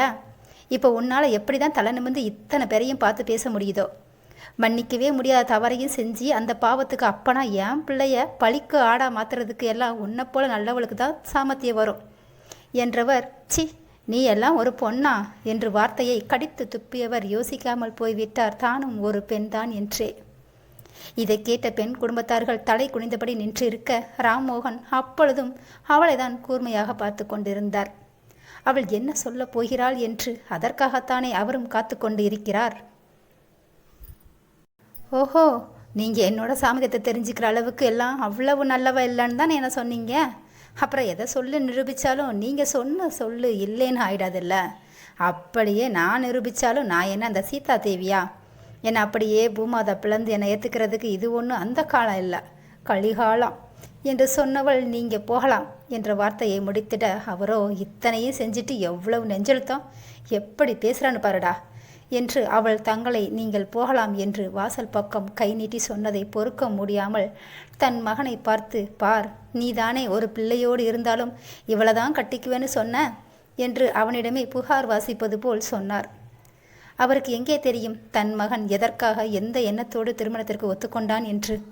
ஆம், அவள் அழகை கண்டுதான் முதலில் திருமணத்திற்கு ஒத்துக்கொண்டான். ஆனால் பெண் பார்க்க சென்ற பொழுதுதான் அவள் ஒரு பிள்ளையை தத்தெடுத்து வளர்த்து கொண்டிருப்பதாக, தன்னை மனம் முடித்தால் அந்த குழந்தையையும் சேர்த்துதான் ஏற்றுக்கொள்ள வேண்டும் என அவள் சொல்லி இருக்க, அவள் முன் ஒத்துக்கொண்டாலும் ஆனால் மனதிற்குள் அந்த குழந்தையை ஏற்றுக்கொள்கிறேன் என்று சொல்லி இருக்கிறேன். உன் கழுத்தில் தாலி கட்டிய பிறகு நான் பார்த்து கொள்கிறேன் என்று தானே சொன்னேன். அதற்காக என் கூடவே வைத்துதான் பார்க்க வேண்டுமா என்ன? ஏதாவது ஒரு ஆசிரமத்தில் சேர்த்து பார்த்து கொள்ளலாம் என்று சொன்னால் அதன் பிறகு அவளால் மறுக்கவா முடியும் என்று நினைத்தல்லவா சொல்லியிருந்தான். ஆனால் அவளை பற்றி தெரியாமல் அல்லவா அப்படி மனதில் நினைத்திருந்தான். ஆனால் இப்பொழுது தன் தாய்க்கு முன் பேசியதை கேட்டு ஒரு நிமிடம் ஆடிதான் போய்விட்டான். பின்னே இப்படி பேசுகிறவள் தான் நினைத்ததை சொல்லியிருந்தால் என்ன நடந்திருக்கும்? எப்படி பேசியிருப்பாள்? அதுவும் இப்பொழுது இவள் எவனுக்கோ என்று அவன் மனதில் நினைத்தவன், ச, இவள் வெளிப்புற தோற்றத்தை பார்த்து ஏமாந்து விட்டானோ என்று நினைத்தவன் மனதிலும் இப்பொழுது மனதையே சுளிக்க வைக்கும் எண்ணங்கள் ஓடி அசுத்தமாகி கொண்டு இருக்கிறது என்று எவர் சொல்வார்? இருந்தாலும் இவளை விட்டு கொடுக்க ஒரு புறம் மனம் வரவில்லை என்றுதான் சொல்ல வேண்டும். அதற்குள், நீ வாடா, உனக்கு இவளை விட பேரழகியாக பார்த்து கட்டித்தர்றேன். ஆனால் ஒன்றுடா, இவளையும் எவனுக்கோ பெற்ற பிள்ளையும் ஏற்றுக்கிட்டு எவா வந்து இவள் கழுத்தில் தாலி கட்டுறான்னு பார்ப்போம் என்று சொல்லி மாப்பிள்ளையின் அம்மா அவன் கையை பிடித்து நடக்க எத்தனிக்க, அம்மா நில்லுங்க, உங்கள் மகனுக்கு ஏற்ற பொண்ணை கல்யாணம் நீங்கள் முடிச்சு கொடுப்பீங்கன்னு நான் நம்புகிறேன். அதே போல் இந்த பொண்ணையும் இந்த பொண்ணோட குழந்தையும் மனசார ஏற்றுக்கிட்டு இந்த பொண்ணோட கழுத்தில் தாலி கட்ட போகிற மாப்பிள்ளையை நீங்கள் பார்க்கணும் தான் நான் ஆசைப்பட்றேன் என்று சொன்ன ராம்மோகன் கூட்டத்தை விலக்கி தன் மனைவி அருகே சென்றவர் அவருக்கு அருகே அமர்ந்திருந்த தன் பேரனை கையை பிடித்து, எழுந்து வா என் கூட, கல்யாணி நீயும் வா என்று சொல்ல கல்யாணிக்கு புரிந்துவிட்டது அடுத்து என்ன நடக்கப் போகிறது என்று. இவ்வளவு நேரம் அங்கு நடந்த பேச்சுவார்த்தைகளையும் அதற்கு தன் கணவர் இறுதியாக என்ன சொல்லிவிட்டு வந்தார் என்று அவரும் கேட்டுக்கொண்டு தானே இருந்தார். ஆனால் அவர் கைப்பிடித்து அழைத்துச் சென்ற அவரது பேரனுக்கோதான் ஒன்றும் புரியாமல் போனது. கல்யாணியும் அவர்கள் இருவர் பின்னால் எழுந்து நடந்து சென்றார் அமைதியாக. கூட்டத்திற்குள் சென்ற ராம்மோகனோ தன் பேரனை பார்த்து, இவன்தான் என் கடைக்குட்டி பேரன் சஞ்சய், இவன்தான் இந்த பொண்ணோட கழுத்தால் தாலி கட்ட போகிறான். ஆனால் இப்போ இல்லை, என் மூத்த பேரன் கல்யாணம் முடிவு செஞ்சிருக்கிற அதே தேதியில் அடுத்தடுத்த முகூர்த்தத்தில் இவங்க கல்யாணமும் நடக்கும். அதுக்கு முன்னாடி இதை ஒரு அச்சாரமாக வச்சுக்குவோம் என்று சொன்னவர், சஞ்சய் உன் கழுத்தில் இருக்க செயினை எங்களுக்கு வரப்போகிற பேத்தி கழுத்தில் போடு என்று சொன்னவர் அவன் அருகில் நின்றிருந்த கல்யாணியிடம் கண்களாலேயே சம்மதம் தானே என்று கேட்டார். அவரும் கண்களில் ஆனந்த கண்ணீர் தவள முகம் நிறைய சிரிப்புடன் தன் சம்மதத்தை தெரிவித்தார். தன் தாத்தா சொன்ன நொடி அந்த மணப்பெண்ணின் முகத்தை பார்த்தவன் கண்களில் அத்தனை நயனங்களும் வந்து போனதென்னவோ உண்மைதான். அவன் இதழ் தன்னால் முணுமுணுத்தது. தர்ஷினி என்றவன் கண்கள் நீரால் பளபளக்க உதடுகள் விரிய அவன் கைகள் தானாகவே அவன் கழுத்தில் இருந்த செயினை கழட்டி அவள் கழுத்தில் போட்டது. அந்த செயினை தர்ஷினி கழுத்தில் போட்டவனை பார்த்த மாப்பிள்ளையின் தாயாரோ கோபத்தில் தாடையை தோளில் இடித்து கொண்டவர், வாடா நம்ம போகலாம் என்று அந்த இடத்தில் இருந்து கிளம்பிட அவர்களுக்கு பின்னாலேயே மாப்பிள்ளையின் அப்பா நடந்து சென்றவர் ராம்மோகனை பார்த்தவர் கண்களாலேயே மன்னித்து விடுங்கள் என்று கெஞ்சினார். சஞ்சயையும் தர்ஷினியையும் பார்த்து கண்களில் கண்ணீர் மல்க மனதார மனதிற்குள் வாழ்த்தியவர் ஒரு சிறு தலை அசைவுடன் அவர்கள் நடந்து செல்ல அவர்களுடைய சொந்தங்களும் அவர்கள் பின்னாலேயே சென்று விட்டார்கள். அவர்கள் அனைவரும் சென்றதும் தன் தாத்தாபுரம் திரும்பிய சஞ்சய் அவரை கட்டி அணைத்து கொண்டவன் அவருக்கு மட்டுமே கேட்கும்படி, தாத்தா ரொம்ப நன்றி தாத்தா என்று சொன்னவன், ஐ லவ் யூ தாத்தா என்று சொல்ல, நீ ரெண்டாவதாக சொன்னதை உன் பக்கத்தில் நிற்கிறவளுக்கு தைரியமாக சொல்லு, அப்புறம் நீ முதல்ல சொன்னதை எனக்கு சொல்கிறதுக்கு முன்னால் நம்ம வீட்டில் இருக்கிறவனுக்கு தான் சொல்லணும் என்றவரை, தாத்தா வினோ என்று தயங்கிய குரலில் அழைத்து கேள்வியாய் பார்த்தவனை அவர் இரு கண்கள் மூடி ஆம் என்பது போல் சைகை செய்ய, தாத்தா என்று சொல்லி மேலும் இறுக அணைத்து கொண்டான் சஞ்சய். ஆனால் அவன் கையால் செயினை வாங்கி கொண்டவளோ அவனையேதான் பார்த்து கொண்டிருந்தாள். ஆம், அன்று கல்யாணி தர்ஷினிக்கு என்று நகை வாங்கியவுடன் வினோவை அழைத்து கொண்டு தர்ஷினி வீட்டிற்கு துருவனையும் அழைத்து கொண்டுதான் சென்றார். அப்பொழுது வினோவோ, ஆச்சிமா நான் காரில் இருக்கேன், நீங்கள் 2 பேரும் போயிட்டு வாங்க என்று சொல்லிவிட அவர்கள் இருவர் மட்டுமே தர்ஷினி வீட்டிற்குள் சென்றார்கள். வினோ காரில் அமர்ந்திருந்த அதே நேரம் அவன் மொபைல் அலறியது. இவனோ காதில் ஹெட்செட்டை மாட்டிக்கொண்டே மொபைலில் பாட்டு கேட்டுக்கொண்டிருக்க அழைப்பு வந்ததும் யார் என்று பார்த்தவனின் முகத்தில் மகிழ்ச்சி. தாத்தா, என்னங்க தாத்தா, இப்போ தானே வீட்டிலேருந்து வந்தோம், அதுக்குள்ளே கால் பண்ணியிருக்கீங்க என்றிட, அது சரி நீ என்ன செய்கிற என்று கேட்டதும், தாத்தா நான் காரில் தான் இருக்கேன் என்றவனிடம், சரி நீ காரில் இரு, உன் ஆச்சிட்ட நான் கொடுத்த கவரை கொடுத்து விட்டுட்டியா என்று கேட்டிட, அச்சோ தாத்தா நான் மறந்துட்டேனே என்றவனிடம், சரியா போச்சு, உன் ஆச்சி மறந்துடுவான்னு உன்கிட்ட கொடுத்தா நீயும் அதை தான் செஞ்சுருக்க, அவங்க கல்யாணத்துக்கு பண தேவை இருக்கும், நம்மளும் கொஞ்சம் உதவலாம்னு கொடுத்து விட்டா அதை காரில் வச்சுட்டு என்ன பண்ணுற என்று அதட்டிய குரலுக்கு பணிந்தவனாய், தாத்தா இதோ கொண்டு போய் ஆச்சிட்ட கொடுக்க சொல்கிறேன் என்று சொன்னவன் ப்ளூடூத்தை ஆஃப் செய்தவன் அவனுடைய தாத்தா கொடுத்த கவரை எடுத்தவன் அவர்கள் சென்ற வீட்டை நோக்கி நடந்தான். அவர்கள் வீட்டின் அருகில் சென்றதும் உள்ளே நடந்து கொண்டிருந்த பேச்சில் அப்படியே நின்று விட்டான். ஆம், கல்யாணி தர்ஷினி கையில் வைத்திருந்த பிள்ளையை பார்த்தவர்தான் அப்படி கேட்டிருந்தார். என்னங்க, அந்த மாப்பிள்ளை உங்கள் பொண்ணையும் பேரனையும் சேர்த்து ஏற்றுக்கிட்டாரா என்றிட, ஆமாம்மா என்று சந்தோஷத்துடன் சொன்ன துருவன், முழு விபரத்தையும் சொல்லலை, என்ற பேத்தி அந்த குழந்தையை தத்து எடுத்ததாக தான் சொல்லியிருக்கோம், என்றிட, எனது அப்போ இந்த குழந்தை உங்கள் பேரப்பிள்ளை இல்லையா என்று ஒன்றும் புரியாமல் தர்ஷினியையும் அவள் தோளில் போட்டு தட்டிவிட்டு கொண்டிருந்த குழந்தையையும் பார்த்தவர் கேள்வியாய் பார்க்க, தாத்தா நீங்கள் இருங்க, நான் பெரியம்மாவுக்கு சொல்கிறேன் என்றவள் 1.5 வயதே ஆன மகிக்குட்டியை தொட்டிலில் போட்டவள் பேச ஆரம்பித்தாள். அதே நேரம் ஜன்னல் வழியாக அப்படி பேசி கொண்டிருந்தவளை பார்த்த வினோ, தர்ஷினி நீயா, அதுவும் ஒரு குழந்தையோட என்று மனதிற்குள் நினைத்தவனின் கண்முன்னே தெரிந்தது என்னவோ சஞ்சயின் முகம் மட்டும்தான். டே சஞ்சய், உன்னோட தர்ஷினிடா, அதுவும் ஒரு குழந்தையோட, இதை நான் உன்கிட்ட எப்படி சொல்லுவேன் என்று மனதிற்குள் வருந்தியவன், தர்ஷினி அப்படி எதை முழுமையாக சொல்லப் போகிறாள் என அவள் மீது பார்வையை வைத்தவன் அவள் சொல்லப் போவதை கூர்ந்து கேட்க ஆரம்பித்தான் வினோ. நான் கல்லூரி படிப்பை முடித்து கொஞ்ச நாளில் சென்னையில் என் தோழி ஒருத்தி மூலமாக ஒரு ஆஃபீஸில் வேலை கிடச்சிச்சு. நானும் அவள் வெளியில் ரூம் எடுத்து தங்கியிருந்த அதே ரூமில் தான் தங்கி வேலை பார்த்தேன். அப்போ அவளுக்கு தெரிஞ்ச இன்னொரு தோழியும் எங்கள் கூட தங்கியிருந்தா. இப்படியே 6 மாதம் போச்சு. அப்போ என் தோழிக்கு கல்யாணம் முடிய அதுக்கப்புறம் நானும் அவளோட தோழியாக இருந்தாலும் நல்ல ஃப்ரெண்ட்ஸாக ஆகிட்டோம். அவள் பேரு கலா. ஒரு நாள் அவள் ஊருக்கு போயிட்டு வர்றப்போ அவள் கூடவே கூட்டிகிட்டு வந்தவ தான் திவ்யா. அவள் பார்க்கும்போதே ரொம்ப பயந்த சுபாவமாக இருந்தா. நான் கலா கிட்ட கேட்டப்போ தான் சொன்னான், நான் பஸ்ஸில் வந்துட்டு இருந்தப்போ திடீர்னு என்கிட்ட வந்து உட்கார்ந்தவ, அக்கா என்னை காப்பாற்றுங்க, எங்கள் ஊர்க்காரங்க என்னை துரத்துறாங்க, அதான் அவங்க கண்ணில் இருந்து தப்பிச்சு இந்த பஸ்ஸில் ஏறிட்டதாகவும். அதுக்கப்புறம் அவள் சொன்னதா கலா சொன்னதை கேட்டு எனக்கே கண்கள் கலங்கிடுச்சு. அப்போ என் மனசு சொல்லிச்சு, நீ தாய் இல்லைன்னு எத்தனை நாள் மனசுக்குள்ளே அழுதுருப்ப, அதே தாயால் தான் இவ அந்த நிலைக்கு வந்துட்டான்னு கூப்பாடு போட்டுச்சு என் மனசு. அவள் சொன்னதை இப்போ கூட சொல்கிறதுக்கு என் மனசு அப்படி வலிக்குது. இன்னும் என் அம்மாவை மட்டும்தான். என் அப்பா எனக்கு விபரம் தெரியும் முன்னமே இறந்து போனதால் அம்மா என்னை கூட்டிகிட்டு இந்த ஊருக்கு பிழைக்கிறதுக்காக வந்துட்டாங்க. ஆம்பளை துணை இல்லாதால் பல சிக்கலை உண்டு பண்ணி அம்மாவை அவங்க வலைக்குள்ளே சிக்க வச்சாங்க அந்த ஊரில் இருக்க சில பெரிய மனுஷங்கன்ற போர்வையில் இருக்கிறவங்க. சில நேரம் என் கண்ணு முன்னாடியே பல பேர் எங்கள் வீட்டுக்கு வந்துட்டு போவாங்க. நான் பள்ளி படிப்பை முடித்து 2 வருஷம் பக்கத்தில் இருக்கிற ஒரு கம்பெனிக்கு தான் வேலைக்கு போயிட்டு வந்துட்டு இருந்தேன். இந்த நேரம் அடிக்கடி அம்மாவுக்கு உடல்நிலை சரியில்லாமல் போகவும் டெஸ்ட் பண்ணினப்போ தான் தெரிஞ்சிச்சு அம்மாவுக்கு அது தீரா நோயின்னு. அம்மாவுக்கு அப்படிப்பட்ட நோய் வரவும் அவங்களோட பார்வையெல்லாம் என் பக்கம் திரும்பிச்சு. இதை பார்த்த எங்கள் அம்மா என்கிட்ட அவங்கக்கிட்ட அந்த பணத்தை கொடுத்து நடுராத்திரியில் என்னை எங்கேயாவது போய் பழிச்சிக்கோ, இவங்க கையில் சிக்கிடாதன்னு அனுப்பி வச்சுட்டாங்க. கொஞ்சம் தூரம் வந்தது ஏதோ வெடிக்கிற சத்தம் கேட்கவும் திரும்பி பார்த்தா எங்கள் வீடே தீப்பிடிச்சு எரிஞ்சிட்டு இருந்துச்சு. அம்மாவுக்கு ஆக்சிடெண்ட்டை திறந்து விட்டு என்னை அவங்கக்கிட்ட இருந்து காப்பாற்றுறதுக்காக அவங்களே நெருப்ப வச்சுக்கிட்டாங்க என்று சொன்னவள் கதறி அழுதாள் கலாவிடம். அதனால தான் நான் இவளை இங்கே கூட்டிகிட்டு வந்தேன்னு சொன்னா கலா. ஆனால் நிஜமாவே இவளை யாருமே துரத்தலை. இவளா மனசுக்குள்ளே ஒரு கற்பனையில் தான் அப்படி சொல்லியிருக்கான்னு நினைக்கிறேன் என்று சொல்லி முடித்த கலா, எனக்கு இன்னும் கொஞ்ச நாளில் வேலை மாட்டலாகி வேறு ஊருக்கு போயிடுவேன். அங்கே போனதுக்கப்புறம் தங்குறதுக்கு இடம் பார்த்ததும் இவளை கூட்டிகிட்டு போகிறேன். அதே நேரம் கலாவுக்கும் வேலை மாட்டலாகி வேறு ஊருக்கு போய் 1 வாரம் ஆச்சு. அந்த நேரம் திவ்யா எப்போ பார்த்தாலும் பயந்த மாதிரியே இருந்ததால் நான் எப்போவுமே கதவை பூட்டிட்டு அவகிட்ட ஒரு சாவியை கொடுத்துட்டு என்கிட்ட இருக்கிற சாவியால் கதவை பூட்டிட்டு போவேன். அன்றைக்கி வேலை முடித்து வீட்டுக்கு வரும்போது கதவை திறந்து கிடக்கவும் வேகமாக உள்ளே போய் பார்த்தா திவ்யா மயக்க நிலையில் இருந்ததோட அவள் உடையும் களைஞ்சி பார்க்கவே அலங்கோலமாக இருந்தா. எனக்கு என்ன செய்கிறதுன்னு தெரியாமல் நின்னேன். அப்போ கண்ணு லேசாக அசையவும் களைஞ்சிருந்த அவள் உடையை சரி செஞ்சு அவள் தலையை லேசாக வாரி விட்டு அவள் பக்கத்தில் உட்காந்துருந்தேன். அவள் கண்ணு முழிச்சதும் அடிவயிற்றை பிடிச்சிட்டு அழ ஆரம்பித்தவ கால் வலிக்குதுன்னு சொன்னான். நான் கட்டி அணைச்சி ஒன்றும் இல்லை, மயக்கத்தில் கீழே விழுந்ததால் அடிப்பட்டு வலிக்குதுன்னு சமாளிச்சிட்டேன். எனக்கு அப்போ தோணுது எல்லாம் ஒன்று மட்டும்தான்.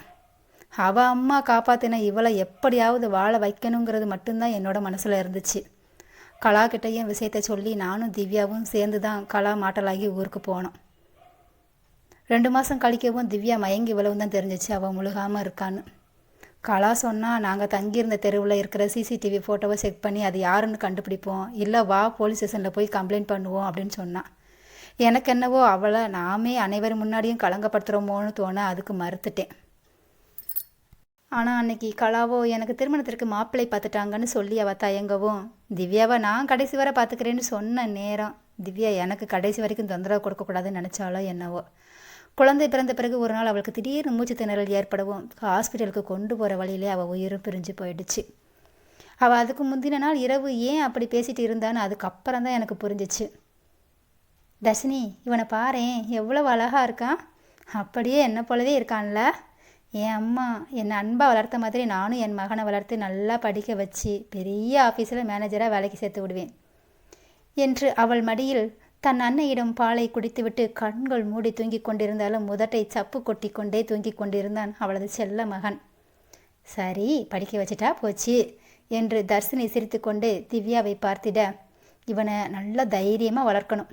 கண்டிப்பாக பெண்களை மதிக்கிறவனா, தனக்கானவளை தவிர மற்ற பெண்களை தாயை போல பார்த்து மதித்து வாழணும்னு சொல்லித்தான் வளர்க்கணும் என்று சொல்லிட, நீ தானே உன் பிள்ளைய வளர்க்க போகிற, எப்படி உன் பிள்ளை இருக்கணும்னு நினைக்கிறியோ அப்படியே சொல்லிக் கொடு, சரியா என்று தர்ஷினி சொல்ல, ஏன் என் கூட கடைசி வரைக்கும் நீயும் இருப்பேன்னு சொன்னேல, நான் பாசத்தை காட்டி வளர்த்தா நீ அவனுக்கு தைரியத்தை சொல்லிக் கொடு என்றவள் பின் மெல்லிய குரலில், நான் இல்லாட்டியும் நான் ஆசைப்பட்ட மாதிரி உன் கவனிப்பில் என் பிள்ளையை வளர்க்க மாட்டியா என்று சொன்னவளையே தான் பார்த்து கொண்டிருந்தாள் தர்ஷினி.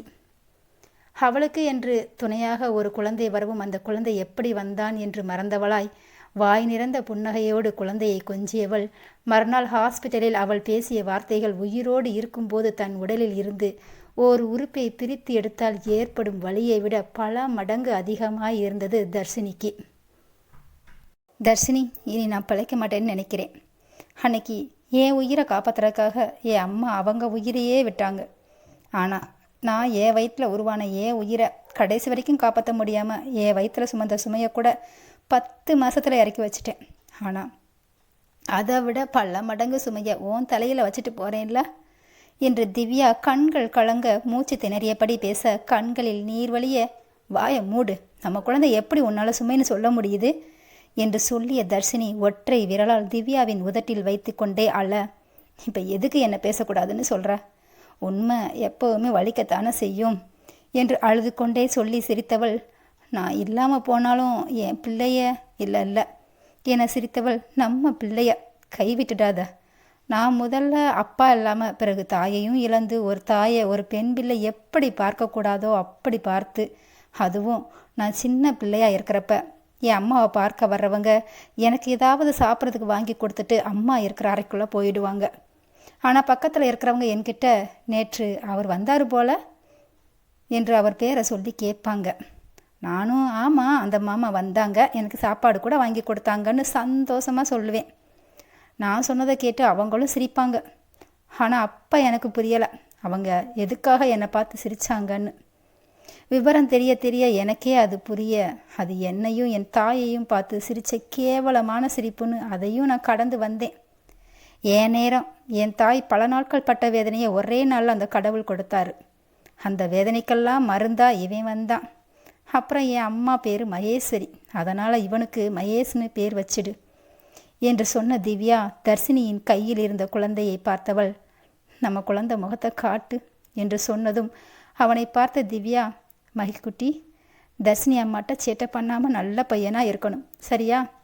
இந்த திவ்யா அம்மா உன் பக்கத்தில் உன்னை சுற்றி இருக்கிற காத்தா இருப்பேன், சரியா என்றவள் மெல்ல திரும்பி அவன் கன்னத்தில் ஆழ்ந்த முத்தமிட்டவள் தர்ஷினி முகத்தை பார்த்திட, அவளை உணர்ந்தவளாய் குழந்தையின் இதழ் திவ்யாவின் கன்னத்தில் படும்படி தர்ஷினி வைக்க, அதன் மென்மையை உணர்ந்தவளின் பார்வை அப்படியே தர்ஷினியை பார்த்தபடி இருந்திட, குழந்தையை வேகமாக கையில் தூக்கி கொண்டவள் அவளை எழுப்ப எந்த அசைவும் இல்லை. இதை கண்டவள் திவ்யா என வாய் விட்டு கதறி அழுதவள் மகியை தன் மார்போடு அணைத்து கொண்டவள், மகிக்குட்டி, திவ்யா ஓ அம்மா என அழுதவள் இன்றளவும் அவனுக்காக தாயாகத்தான் இருக்கிறாள்.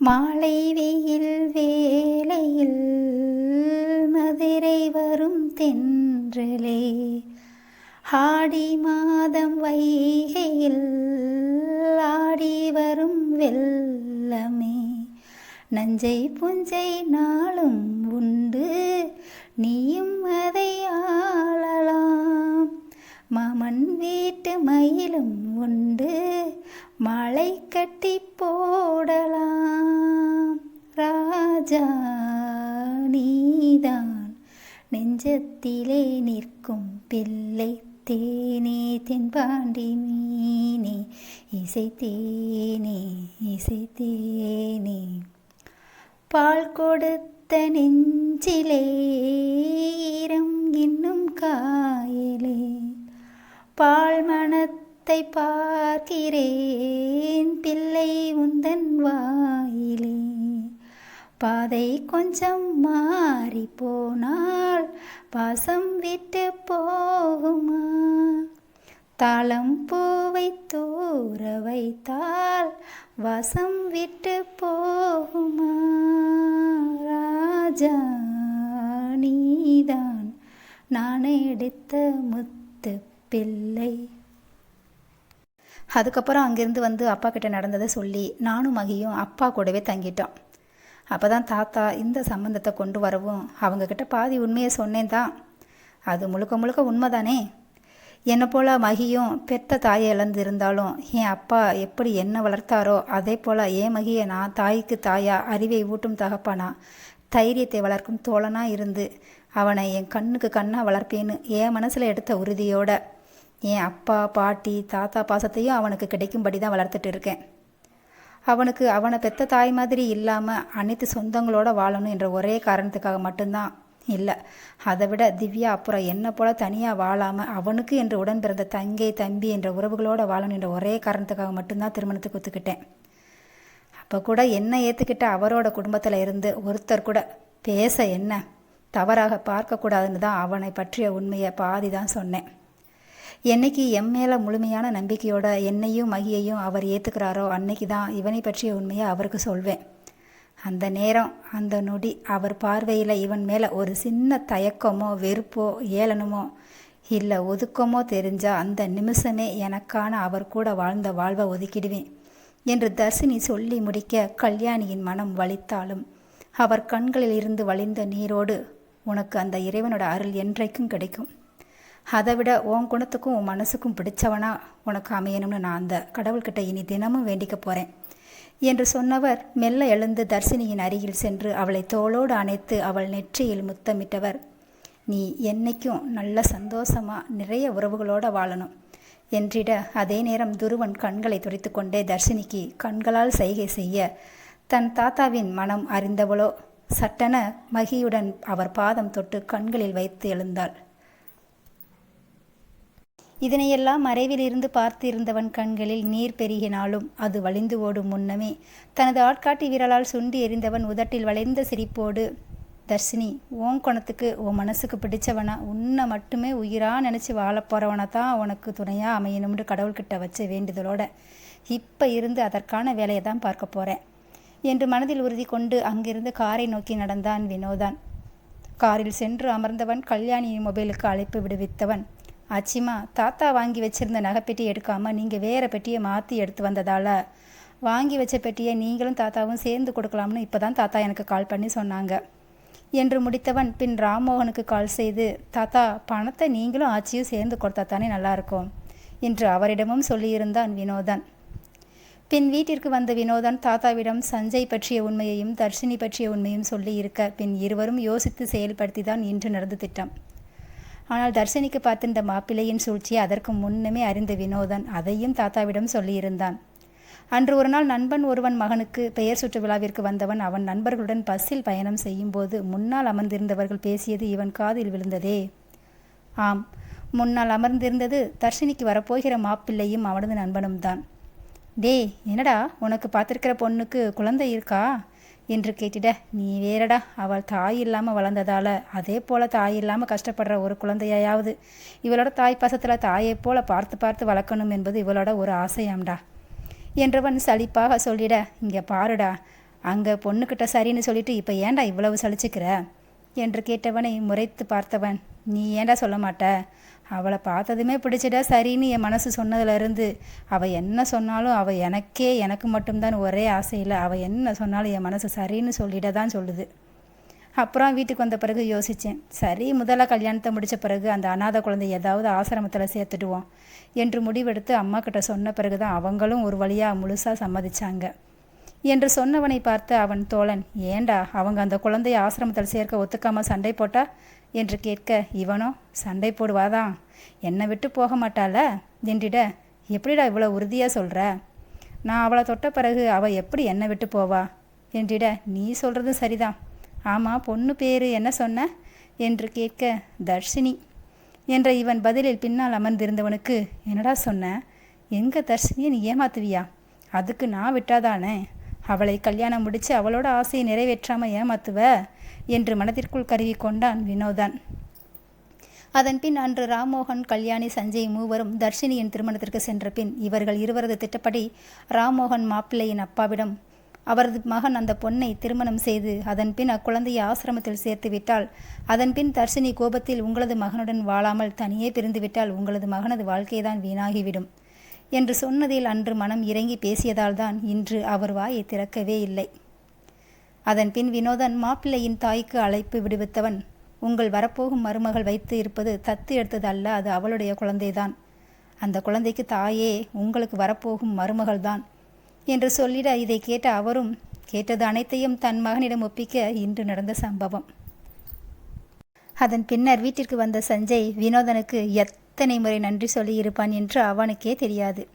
பின்னே வினோதன் தூக்கத்தில் கூட, டே சரிடா சஞ்சய், இதோட எத்தனை முறைதாண்டா சொல்லுவ, அது ஏன் யார் என்ன பேசினாலும் நன்றிடா வேணும்னு தாண்டா கேட்குது, தெரியாமல் அதை ரெக்கார்ட் பண்ணி என் காதுக்குள்ளே எதுவும் மறைச்சி வச்சிட்டியா என்ன என்று கேட்டவனே, யாரு நானா, அதுவும் உனக்கு தெரியாமல் அதுவும் ஓன் காதுக்குள்ள என்றிட, எனக்கும் தெரியுது நீ அந்த அளவுக்கெல்லாம் இன்டெலிஜென்ட்டான பையன் இல்லைன்னு, என் அறிவு சொன்னாலும் என் கண்ணு உன்னை சந்தேகமாக தாண்டா பார்க்குது என்றவனே, டே இங்கே பாரு எனக்கு வர்ற கோவத்தில் ஒன்ன என்றவனின் பார்வை வினோ மீது இருந்தாலும் சஞ்சயின் கைகள் அவனை மொத்தென்று மொத்தி கொண்டுதான் இருந்தது.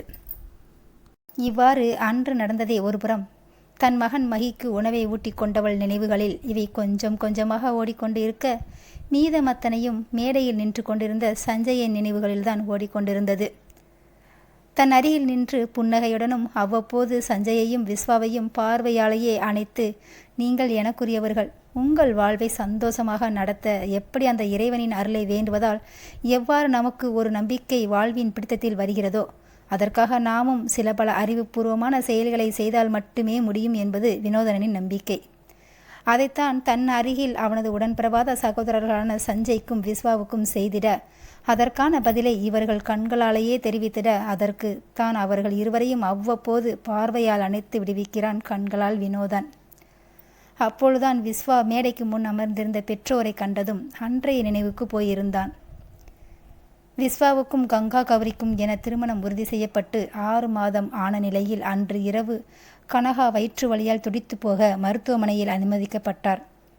அப்பொழுது தயாளன் கனகாவின் உடல்நிலை பற்றி அறிய மருத்துவரை பார்க்க சென்ற அதே நேரம் அவர் தன் மனைவியை பற்றி கேட்ட செய்தி அவர் மனதை தூள் தூளாக நொறுங்க செய்தது. நான் எப்படி இத்தனை வருஷம் எப்படி இதை அறியாமல் போனேன், நான் அப்படி ஒரு வாழ்வையா இவளிடம் இத்தனை வருடம் வாழ்ந்திருக்கிறேன் என மனதில் நினைத்து நினைத்து தன்னையே நொந்து கொண்டார். கனகா படுத்திருந்த அந்த அறைக்குள் நுழைந்த தயாளனை பார்த்தவுடன் விஸ்வாவோ, அப்பா நீங்கள் அம்மா பக்கத்தில் இருங்க, நான் சாப்பிட ஏதாவது வாங்கிட்டு அப்படியே எழுதி கொடுத்த மாத்திரையும் வாங்கிட்டு வந்துடுறேன் என்றவன் பின் மெல்ல தன் தாயின் முகத்தை பார்த்தவன், அம்மா வேற ஏதாச்சும் வேணுமா என்று கேட்டிட, இல்லைப்பா வேற எதுவும் வேண்டாம் என்ற கனகா, அப்பாவுக்கு எதுவும் வேணுமான்னு கேட்டுக்கப்பா என்றவரை பார்த்த தயாளன் முகத்தில் அத்தனை ஆற்றாமை.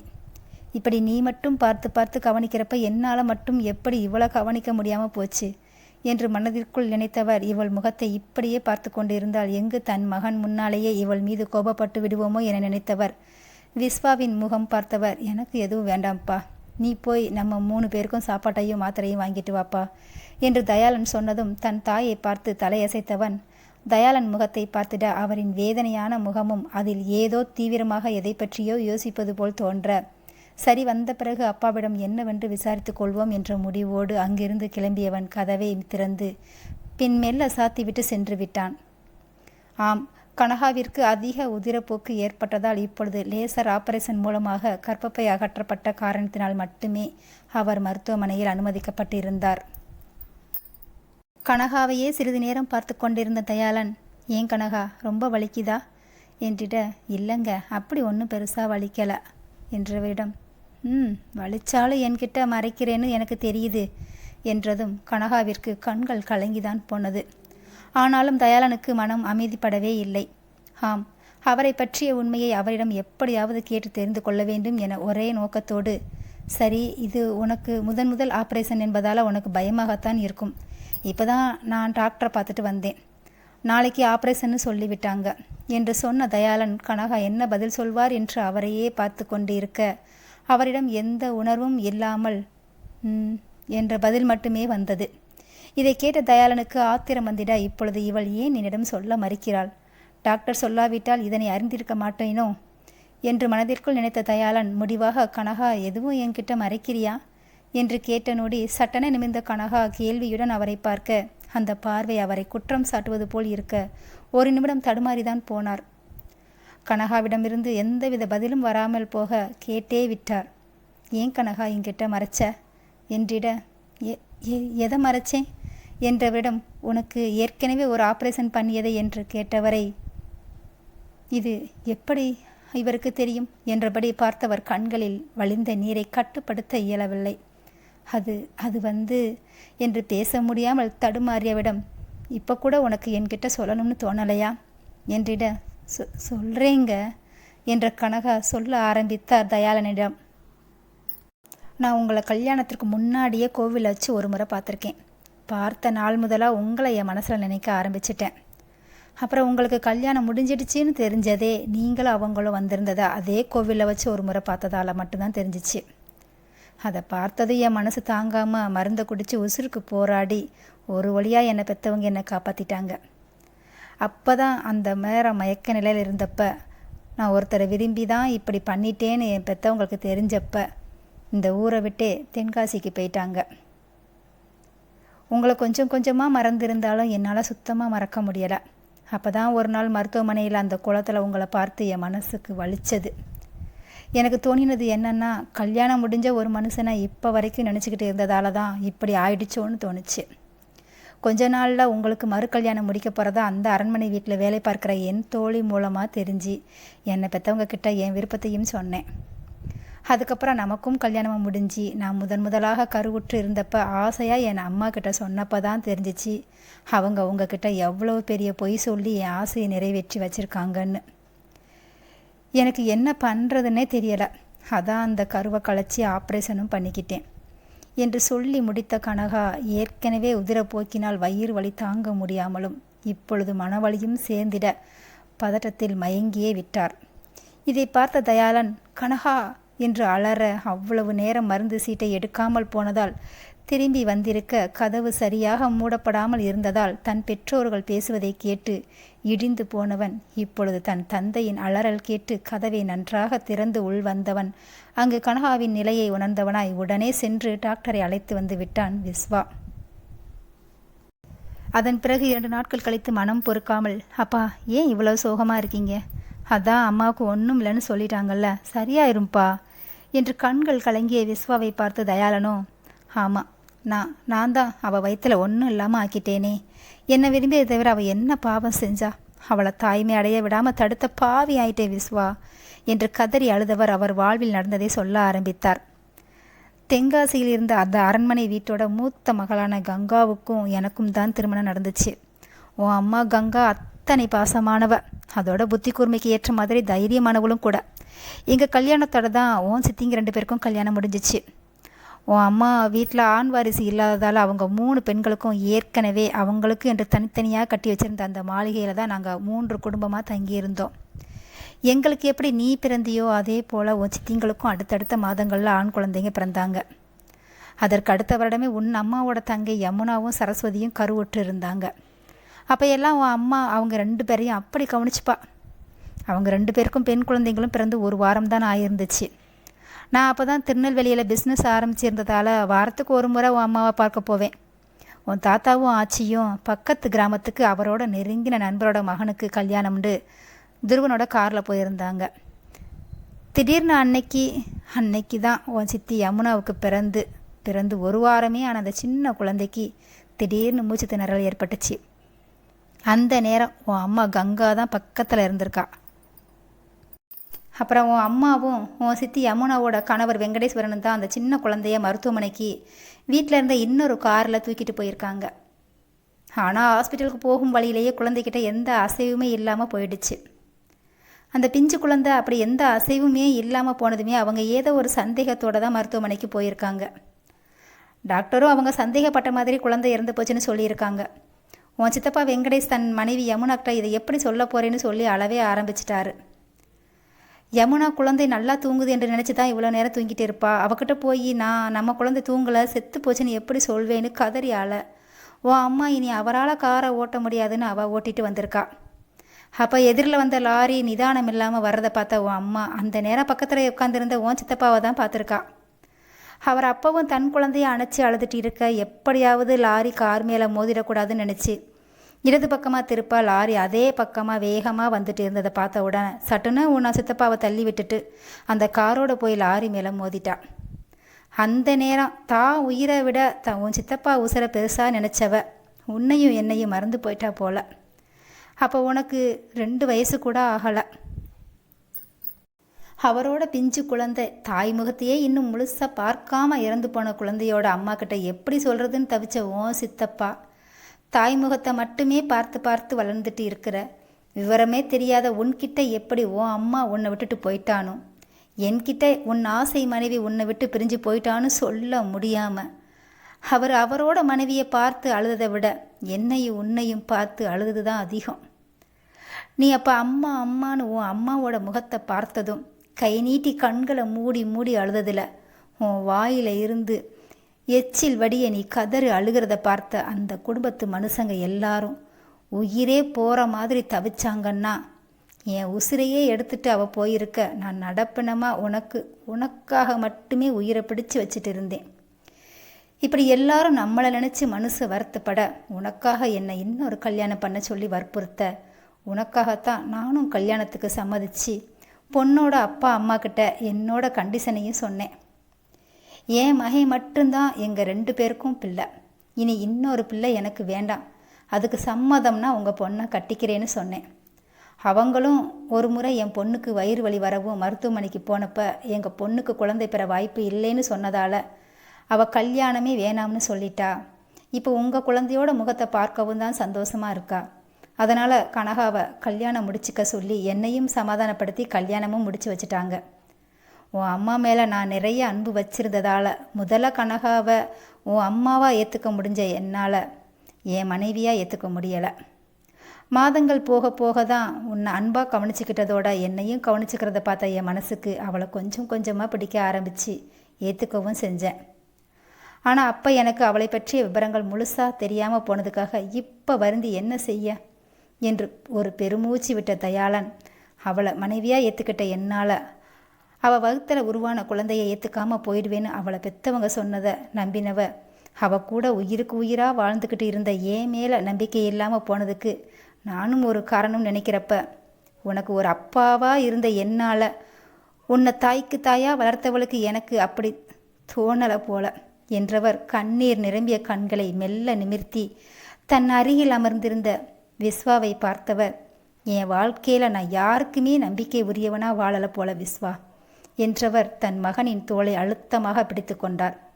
அப்பா என்று சொன்ன விஸ்வா தன் தந்தையின் கலங்கிய கண்களை பார்த்து இவனுக்கும் தொண்டை அடைத்தது. பின் விஸ்வாவின் தோளில் மெதுவாக தட்டி கொடுத்தபடியே, உன்னை பெத்த தாய் கடைசி நேரம் கூட என்னை பற்றி நினைக்கல பாரேன்.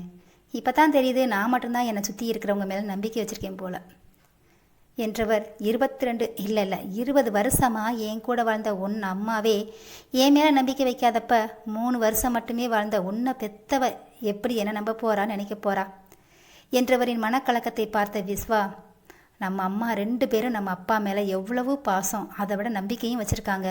இதை அப்பா கிட்ட சொல்லி புரிய வைக்க முடியுமா என மனதிற்குள் யோசித்த விஸ்வா, அப்பா கங்கா அம்மா உங்கள் மேலே நம்பிக்கை வச்சதால தான் என்ன நீங்கள் நல்லா பார்த்துக்கிடுவீங்கன்னு ஒப்படைச்சிட்டு போயிருக்காங்க. அதை விட கனகா அம்மா அதிக அன்பு வச்சிருந்ததால தான் அவங்கள பெற்றவங்க பொய்யே சொல்லி இருந்தாலும் அப்படி உங்களை ஏமாற்ற மனசு இல்லாமல் நீங்கள் அவங்க மேலே வச்ச நம்பிக்கையில் தான் அவங்கள ஏற்றுக்கிட்டதை வச்சு தான் அப்படி செஞ்சுருக்காங்க என்றிட விஸ்வாவை மெல்ல ஏறிட்ட தயாளனும், பாத்தியா நீ கூட என் மனசை புரிஞ்சிக்காமல் பேசுகிற என்றவர், இப்போதைக்கு என்னோட மனக்கலக்கத்துக்கு ஒரே ஒரு உயிரோட்டம்னா அவள் உன்னை முழுசாக பெத்த மகனாக ஏற்றுக்கிட்டதும் அவள் முகத்தில் எப்போவும் இருக்கிற அந்த சந்தோஷமும் தான். நம்ம 2 பேரோட சந்தோஷ வாழ்க்கைக்காக அவள் தாய்மைன்றதை இழந்ததை எப்படி என்னால் என் உயிர் மூச்சு இருக்கிற வரைக்கும் மறக்க முடியாதோ அதுபோல் நம்ம மேலே வச்சிருக்கிற அன்பையும் என்னால் மறுக்க முடியாது. இப்போ கூட என் மேலே எனக்கு கோபப்பட முடியதே தவிர அவள் செய்த செயலால் அவள் மேலே கோபப்பட முடியலை. அன்னைக்கு அவளோட பெற்றவங்க சொன்ன வார்த்தையால் என்றவர் குரல் தழுத்தழுக்க சட்டென தயாளனது கைகளை இறுக பிடித்து கொண்டான் விஸ்வா. ஆனால் தயாளன் நிமிரவே இல்லை. விஸ்வாவின் முகம் காணாது அவரது கண்களில் இருந்து தன்னால் கண்ணீர் வடிந்து கொண்டிருந்தது. தன் தந்தை அழுகிறாரோ என்று விஸ்வாவின் மனம் தவித்துதான் போனது.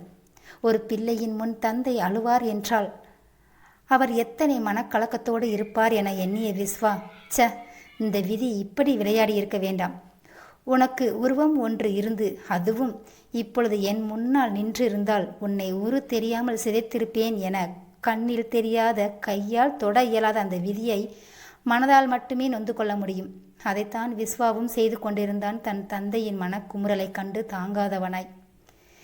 இப்படி அன்றைய மனக்குமுறலில் இருந்து ஒவ்வொருவராக இன்று நடந்த சுப நிகழ்வால் மீண்டு வந்து இருந்தாலும் வினோ அகல்யா இருவரும் எப்படி சேர்ந்தார்கள் என்றும் கங்கா கௌரியின் இத்தனை வருத்தத்திற்கு காரணமான அந்த தேவா அப்படி என்ன சொல்லியிருந்தான் என்று ஒரு புறம் இருந்தாலும் அடுத்து நாம் முக்கியமாக அந்த அரண்மனைக்கே சொந்தக்காரரான ராம்மோகனின் மனதில் என்ன ஓடுகிறது என வாங்குங்க கேட்டு தெரிஞ்சுப்போம். தொடரும்.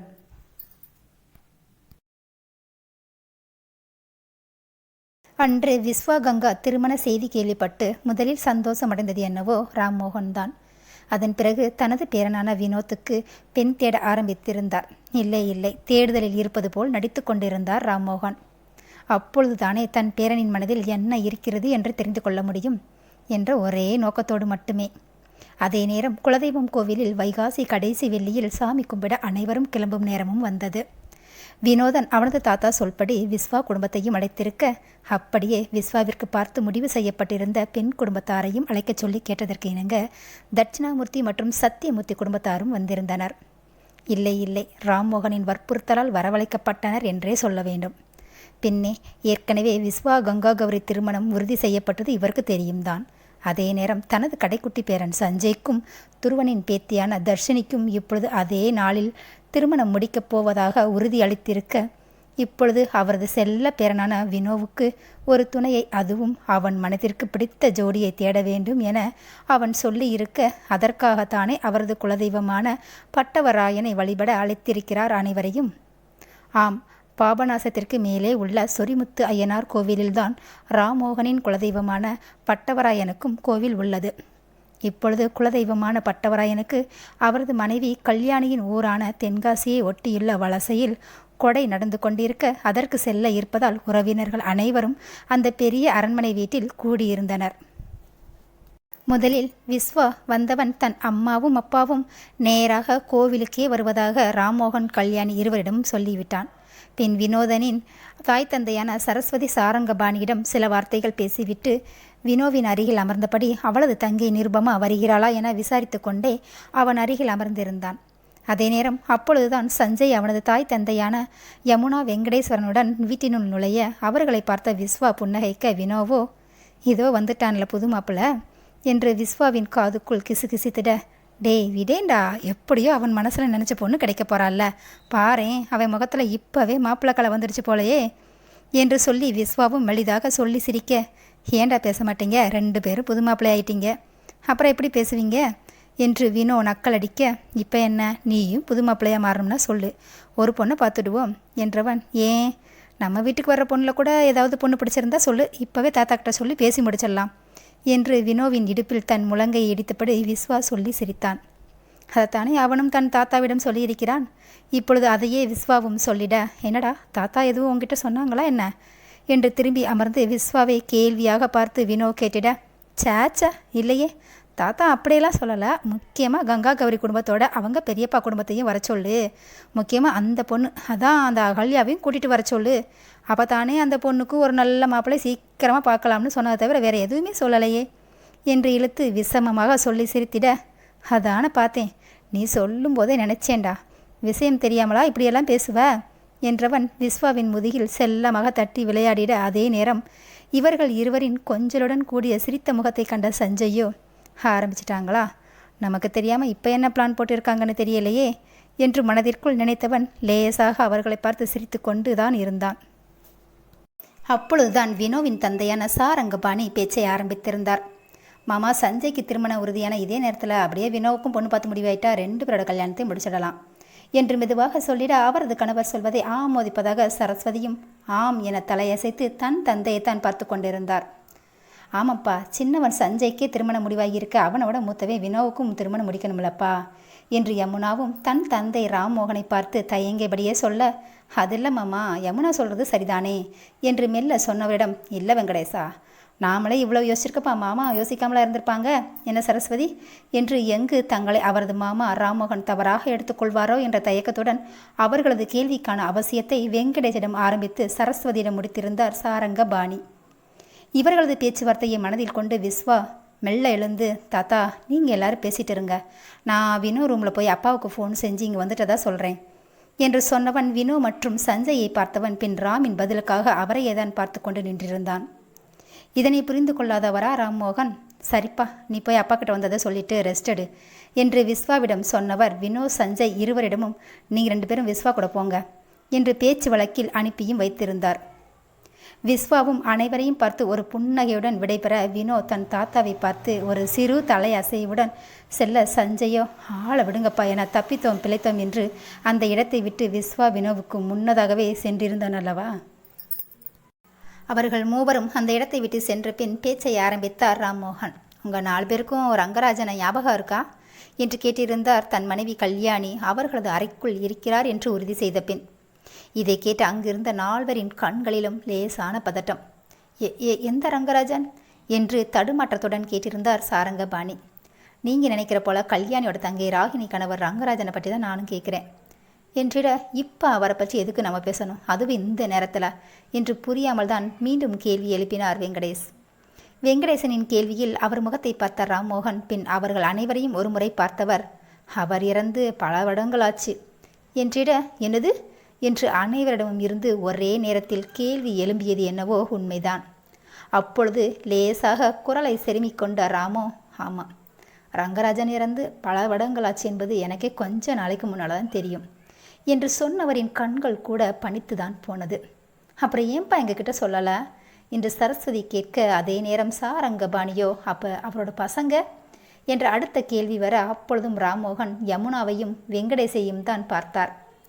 ஆம், அவர்கள் இருவரும் எந்தவித கேள்வியும் எழுப்பாமல் இருக்க ராம்மோகனும் இதுக்கு தான் எதுவும் சொல்லலை. ஏன்னா நம்மளை விட மன சங்கடம் யமுனாவுக்கும் வெங்கடேஷுக்கும் தானே அவங்க நினச்சிட்ருக்காங்க. ஆனால் அது அப்படி இல்லை. எப்படி அந்த சின்ன குழந்தையோட உயிர் அன்னைக்கு பிரியணும்னு இருந்துச்சோ அதே போல தான் கங்காவோட உயிரும். அதனால தான் அந்த நேரம் தயாளன் அப்படி சொல்லியிருந்தார், என் தலையிலும் என் பிள்ளையோட தலையிலும் அப்படி எழுதியிருந்தால் அது எப்படினாலும் நடந்தே தீரணும் என்பது விதி, அதுக்கு யாரும் காரணமில்லை என்று சொன்னது. அதே நேரம் அந்த நேரத்தில் இதை தெரிஞ்சால் ஏற்கனவே உடம்பு சரியில்லாமல் இருக்கிற கல்யாணி இதை கேட்டதும் அவள் மனசு படுற வேதனையில் அவளுக்கு ஏதாவது ஒன்று வந்தா என்று இழுத்தவர் பின் யமுனாவையும் வெங்கடேசையும் பார்த்தவர், நீங்கள் 2 பேரும் தயங்கிறது எனக்கும் புரியுது. ராகினி தவறின அந்த நேரமே கல்யாணி அவங்க பசங்களை பார்த்துக்கிறதா சொன்னான். ஆனால் இன்றைக்கு அவளோட பசங்க நிலையை தெரிஞ்சு அவள் மனசே ஒடிஞ்சு போயிடுவாள். ஆனாலும் அவர்களது வாழ்வில் விதி இப்படி சுழட்டி அடிக்கும்னு நானும் நினச்சி பார்க்கல. எனக்கும் கல்யாணிக்கும் அந்த பசங்களை நம்ம பிள்ளைங்களோட சேர்த்து வளர்க்க நினச்சாலும் இன்னொரு பக்கம் நம்ம குடும்பத்தில் நடந்த அந்த சம்பவத்தால் விலகி இருந்தோம். இங்கே பாரு யமுனா, நம்மளை விட அவங்க குடும்பத்து மேலே உண்மையிலேயே கோபப்படணும்னா அது தயாளன் மட்டும்தான். ஏன்னா அவருக்கு தான் அந்த நேரத்தில் அவரோட துணையை இழந்து தவிச்சதும், அதை விட அவரோட மகன் தாய் இல்லாமல் தவிச்சது என்று ராம்மோகன் சொல்லி கொண்டு இருக்கும்போதே இடைமறித்து பேசினார் சரஸ்வதி. ஏன்பா, அப்போ உங்களுக்கு அக்கா இறந்தது இழப்பு இல்லையா என்று கோபத்துடன் கேட்க, யார் இல்லைன்னு சொன்னா, எங்களுக்கும் இழப்பு தான்.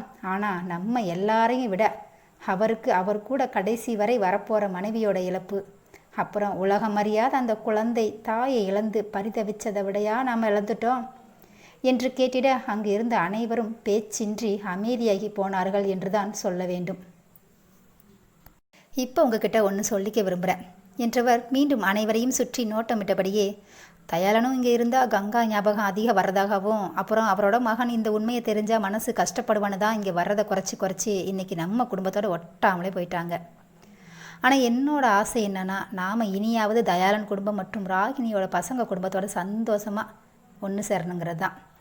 இதில் உங்களுக்கு எந்தவித ஆட்சேபனையும் இருக்காதுன்னு நினைக்கிறேன் என்று சொன்னவர், உங்களுக்கு ஒன்று தெரியுமா, நம்ம கங்காவோட பையன்தான் விஸ்வா என்று கூறிய நிமிடம் அனைவரும் ஆச்சரியமாக தான் பார்த்தார்கள். எனக்கு நம்ம பசங்க கல்லூரியில் படிக்கும்போது ஒரு முறை அவன்தான் எனக்கு ரத்தம் கொடுத்தான். அப்போதான் எனக்கே தெரியும் என்று சொல்லிட, அப்பா இது விஸ்வாவுக்கு தெரியுமா என்று சரஸ்வதி கேட்டிட, அப்போ தெரியாது. அவனோட அம்மா கனகாவுக்கு உடல்நிலை சரியில்லாதப்ப தயாளன் நம்ம குடும்பத்தை பற்றி சொன்னதை வச்சு தான் என்கிட்ட கேட்டான். நானும் விஷயத்தை சொன்னேன். அவனும் இதை கேட்டது சந்தோஷப்பட்டான் என்றவர் அதே நேரம் வாசலில் கார் சத்தம் கேட்கவும் அங்கு வந்து இறங்கி இருந்தார்கள் சத்தியமூர்த்தி மற்றும் தட்சிணாமூர்த்தி இருவரின் குடும்பத்தினர்களும். சத்யாவும் மூர்த்தியும் உள்ளே வந்ததும் வேகமாக சென்று அனைவரும் வரவேற்க, ஆனால் வெளியில் நின்றிருந்த இருவரின் பார்வையும் உள் நின்றிருந்த ராம்மோகனின் மேல்தான் இருந்தது. வரவேற்றவர்களிடம் புன்னகை மோகமாய் பேசியவர்கள் பின் உள்ளே வந்ததும் அவர்கள் இருவரின் வார்த்தையில் அனைவரும் என்ன என்று கேள்வியாய் பார்த்தார்கள் ராம்மோகனை தவிர. சத்யாவும் மூர்த்தியும் அவர்கள் கார் தங்களது மருமகன் சொன்ன இடம் எது என்று தெரியாமல் பின் சிறிது நேரத்திற்கு முன் அந்த அரண்மனையை நெருங்கிய உடனே தெரிந்து கொண்டார்களே தாங்கள் எங்கு வந்திருக்கிறோம் என்று. ஆம், அவர்கள் ராம்மோகனின் அருகில் வந்ததும் பெரியப்பா என்று அழைத்திட அப்படியே அவர்கள் இருவரையும் மெல்ல தழுவி கொண்டார் ராம்மோகன். ஏன்பா உங்கள் 2 பேருக்கும் இப்போ தான் இந்த பெரியப்பாவை தெரியுதா? அதுவும் உங்கள் மருமகன் உங்களை கூப்பிட்டதால எந்த இடம்னு தெரியாமல் தான் இப்போ கூட வந்திருப்பீங்க இல்லையா? இல்லை பெரியப்பா என்று சத்யாவின் குரல் தழுதழுக்க அதே நேரம் மூர்த்தியின் முகத்தில் லேசான கோபம்தான் தென்பட்டது. பின்னே அவர் கோபம் அவருக்கு. ராம்மோகன் மெல்ல திரும்பி மூர்த்தியின் பக்கம் திரும்பியவர், ஆமாம் இவனுக்கு மட்டும் என் மேலே கோபம் போகலை போல. ஆமாம் ஏண்டா இப்படி முறைக்கிற என்ன என்று கேட்டே விட்டார் மூர்த்தியிடம். இதனையெல்லாம் அருகில்தான் நின்று பார்த்து கொண்டிருந்தார்கள் கலை, சுஜாதா, கங்கா மற்றும் அகல்யா. ஆம், மனோ கல்லூரி படிப்பை முடித்து சென்னையில் வேலை பார்த்து கொண்டிருந்தான். அதனால்தான் மனோ வர இயலாமல் போனது. ராம்மோகன் கேட்ட கேள்விக்கு பதில் அளிக்காமல் தங்கள் குடும்பத்தார்கள் நின்றிருந்த பக்கம் திரும்பியவர், கங்கா இங்கே வா என அழைத்தார்.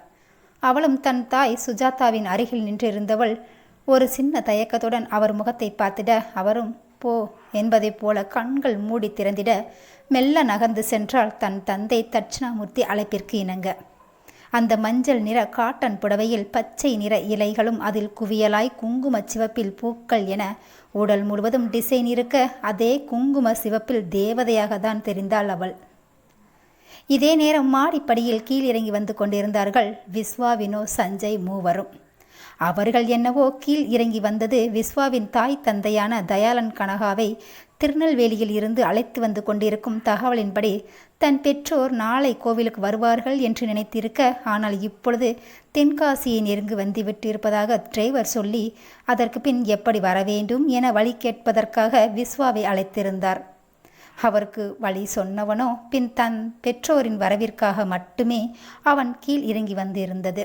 ஆனால் அதே நேரம் அங்கு கங்கா கௌரியின் குடும்பத்தாரை எதிர்பார்க்கவில்லை என்றாலும், ஆனால் மூர்த்தியின் அந்த வார்த்தையில் அப்படியே ஆச்சரியத்தில் இருந்தவன் மாடிப்படியின் கைப்பிடியை இறுக்கமாக பற்றி கொண்டவன் ஒரு நிமிடம் தான் கேட்பது உண்மையா என கண்கள் மூடி கிரகித்து கொண்டிருந்தான் விஸ்வா. இதே நிலையில்தான் வினோவின் பெற்றோரும் சஞ்சயின் பெற்றோரும் நின்றிருக்க, அதே போல்தான் அங்கிருந்த அனைவரின் நிலையும். கங்கா மெல்ல நடந்து வந்தவள் தன் தந்தை மூர்த்தியின் அருகில் வந்து நின்றாள். மூர்த்தியோ தன் மகள் கங்காவின் வலது கையை பிடித்து தன்னை ஒட்டி நிற்க வைத்தவர் ராம்மோகனின் முகத்தை பார்த்து கண்கள் கலங்க பெருமிதத்தோடு, பெரியப்பா இவ ஏ மக கங்கா என்று ஆரம்பித்து கங்கா கௌரி என சொல்லியவர் தன் பெரியப்பாவின் முகத்தை ஏக்கத்தோடு தான் பார்த்து கொண்டிருந்தார்.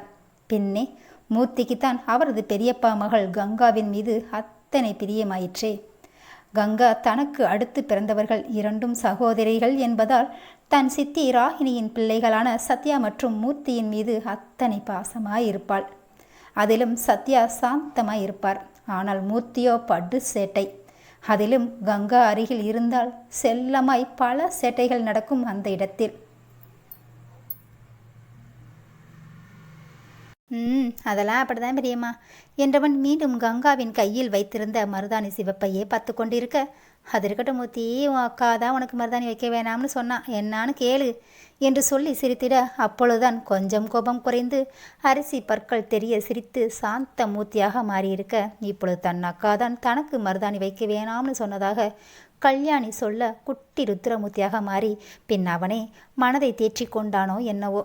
ஏன் பெரியம்மா, என் அக்கா சொன்னால் சரியாக தான் இருக்கும் என்றிட இவன் பேச்சை கேட்டு வாய் விட்டு சிரித்த கங்காவோ, எப்படி என தன் தாய் கல்யாணியை பார்த்து சிரித்தவள், என் தம்பிடா என மனதிற்குள் மூர்த்தியை கொஞ்சி கொண்டுதான் இருந்தாள்.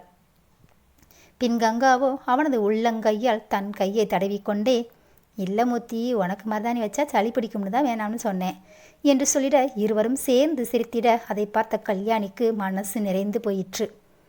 இது என்னவோ அது அவர்களின் சிறுபிள்ளை பருவத்தில் நிகழ்ந்தது. ஆனால் அதற்கடுத்து ராகினியின் இழப்பு, பின் ரெங்கராஜனின் மறு கல்யாண வற்புறுத்தல் என இருக்க, சத்யாவும் மூர்த்தியும் அவர்களின் பாட்டி தாத்தாவினால் வளர்க்கப்பட, பின் அவர்களது படிப்பிற்காக விடுதியில் தங்கி படிக்க குடும்பத்தில் முற்றிலும் விலகல் ஏற்பட்டது. பெரியம்மா, ஏன் கங்கா அக்காவுக்கு மட்டும் இப்போ காது குத்துறீங்க என்று மூர்த்தி ஆவலோடு கல்யாணி என்ன பதில் சொல்ல போகிறார் என பார்த்தவனின் மனதை புரிந்தவராக, ஏன் இப்போவும் ஏதாச்சும் கலாட்டா செஞ்சால் தொலைச்சிடும் மகனே என கல்யாணி கண்களை உருட்டி சொன்னாலும் அதற்கெல்லாம் மிரளுவானா மூர்த்தி. இப்போ என்ன கேட்டுட்டேன்னு இப்படி பார்க்குறீங்க? நீங்கள் என்ன இப்போ தான் பார்க்குறீங்களா? இப்படி பார்க்குறீங்க என்றவன் கங்காவுக்கு தலைவாரி கொண்டிருந்த கல்யாணியின் முன் சம்மணம் போட்டு அமர்ந்து கங்காவின் இடது கையை எடுத்து பார்த்து கொண்டே, அக்கா, உன் கையில் மருதாணி எவ்வளோ சிவப்பாக பிடிச்சிருக்கு, ரொம்ப அழகாக இருக்குல்ல என்றவன் அவள் கையை பிடித்து தடவி பின் அவள் உள்ளங்கையை எடுத்து மூக்கின் அருகில் கொண்டு சென்றவன், எவ்வளோ வாசனையாக இருக்குல்ல, எனக்கும் வைக்க சொன்னா நீ தான் வைக்க விடலை என்று அழுத்து கொண்டான் மூர்த்தி. அதற்குள் கல்யாணி கங்காவிற்கு பின்னலிட்டு முடித்து குண்டுமல்லி பூவை தலையில் வைத்துவிட பின்னை குத்த, மா வலிக்குது என்றிட அதே நேரம் முகத்தில் சீற்றத்துடனும் வார்த்தையில் கோபமும் மேலிட, தெரியுமா, அதான் அக்கா வலிக்குதுன்னு சொல்கிறப்ப அந்த பின்னை குத்தி பூவை வைக்கணுமா என்றவனை பார்த்து மனதிற்குள் சிரித்தாலும் வெளியில், வாடா வா, என் தங்க பெத்தெடுத்த நான் பெறாத ஆசை மகனே, அன்னைக்கு என்னன்னா உன் காது குத்து அன்னைக்கு இவ தம்பிக்கு வலிக்கும்னு சொல்லி ஒரே கூப்பாடு போட்டா.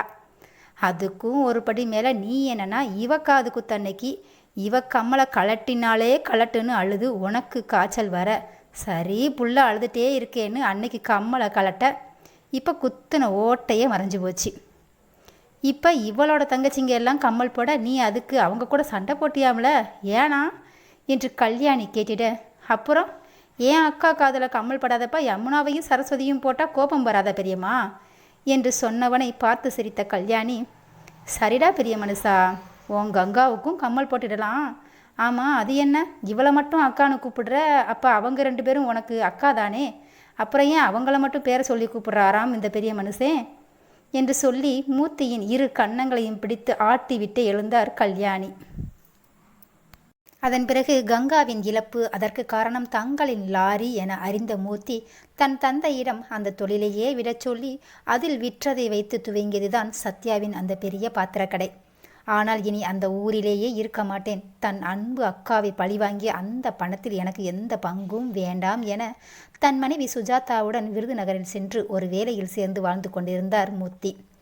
அப்படி இருந்தாலும் தனக்கு பிறந்த பெண் குழந்தைக்கு கங்காவின் பெயரோடு கங்கா கௌரி என சேர்த்து வைத்து அழகு பார்த்து மனதை தேற்றிக்கொண்டார் என்றுதான் சொல்ல வேண்டும்.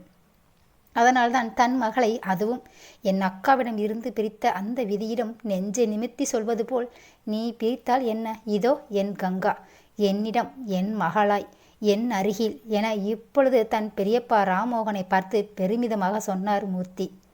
இவ்வாறு இவர்கள் அனைவரும் ஒன்று சேர அன்று நடந்ததை அனைவரின் முன்னிலையில் சொல்லிக் கொண்டிருந்தார் கல்யாணி. ஆனால் இதை கண்ட விஸ்வாவினோ மனதில் அத்தனை சந்தோஷம். பின்னே தனக்கு வரப்போகிற துணைகள் தங்களது மாமன் மகளாக இருக்க சந்தோஷப்படாமல் என்ன செய்வார்களாம்? அதைத் தொடர்ந்து அங்கு தயாளன் கனகா தம்பதியினர் வந்து சேர்ந்திட இப்பொழுது அந்த குடும்பத்தில் இருப்பவர்கள் நினைத்தது என்னவென்றால், இந்த நேரம் இந்த உலகத்திலேயே தங்கள் குடும்பம்தான் அதிக சந்தோஷத்தில் இருப்பதாக எண்ணிக்கொண்டார்கள் என்றுதான் சொல்ல வேண்டும். அதே சூட்டில் வினோ அகல்யா கல்யாணம் உறுதி செய்யப்பட்டு திருமணமும் முடிந்து இன்று 3 திருமண ஜோடிகளுக்கும் வரவேற்பு விழாவும் முடிந்து விருந்தும் முடிந்து அனைவரும் அலுப்பில் உறங்கிக் கொண்டிருந்தார்கள் அவரவர்க்கு என ஒதுக்கப்பட்ட அறைகளில். அது விடியும் பொழுது அனைவருக்கும் நல்லதாய் அமைய அந்த எல்லாம் வல்ல இறைவனை வேண்டிக் கொள்வோம். அனைவரின் அலுப்பு குறையாமல் போனாலும் தன் பணியை செவ்வனே செய்ய பகலவன் உதிர்த்து செங்கதிரை இனிமை பரப்பிக் கொண்டிருந்தான் இப்பூ உலகில்.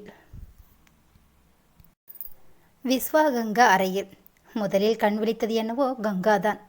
மெல்ல இமைகளை தோகையாய் விரித்திட அவள் பார்வை திரும்பியதோ தன் அருகில் படுத்து தூங்கிக் கொண்டிருக்கும் விஸ்வாவை தான்.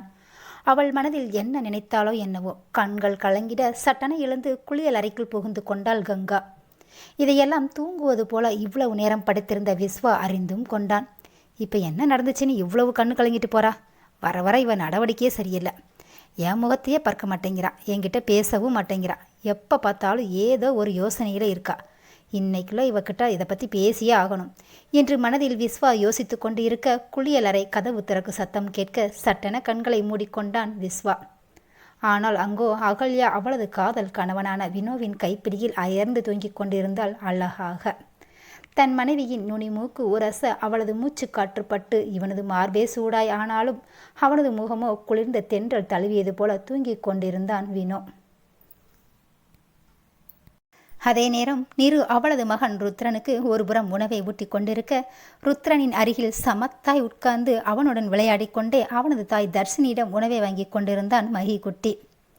இடையிடையே உணவை பு பு என உணவை ஊதி ஊதி விளையாட, அதே போல் ருத்ரனும் செய்ய, அடிங்க ஒன்னா என்று செல்லமாக நிரு அதட்ட, மா போமா, மகிக்குட்டி அப்படி செஞ்சால் தசு அதை திட்டவே இல்லை, அப்புறம் ஏமா என்னை மட்டும் திட்டுற என வராத கண்ணீரை கண்களை பிழிந்து பிழிந்து பார்த்து வராமல் போக பின் வடியாத கண்ணீரை துடைத்தும் கொண்டான் சேட்டைக்கார பிஞ்சு குழந்தை.